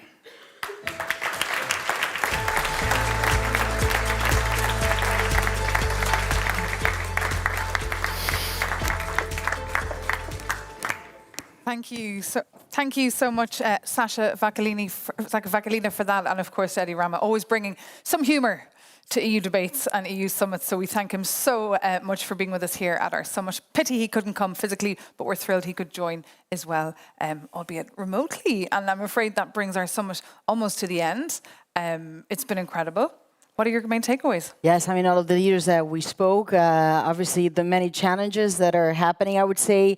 But I'm not going to give names. I think there's 2 countries that definitely make it before 2030, 2 that are on the line, 1 that is absolutely not going to do it. But I'm not going to give names. As we can see, it's a deeply complex topic. It's a sensitive topic. It's a fascinating topic, and we've only really scratched the surface with this Euronews Enlargement Summit, the one of its kind event. For more, of course, you can read our live blog. Thank you so much to all our reporters in our newsroom today at Euronews in Brussels, who've been writing up all the various articles on the different countries and their path, their very long path towards Brussels membership. One thing is clear, Euronews has put EU enlargement on the agenda. The Commission, as we've seen, has put it back on the agenda, and we're deeply grateful to you all for being with us here at this historic Enlargement Summit. And thank you as well to all our viewers who've been with us as well. And we'll follow up next year. We'll do the temperature check and the progress card. We will. Thank you so much for watching. Take care and see you soon. See you next year. On Euronews. Thank you very much.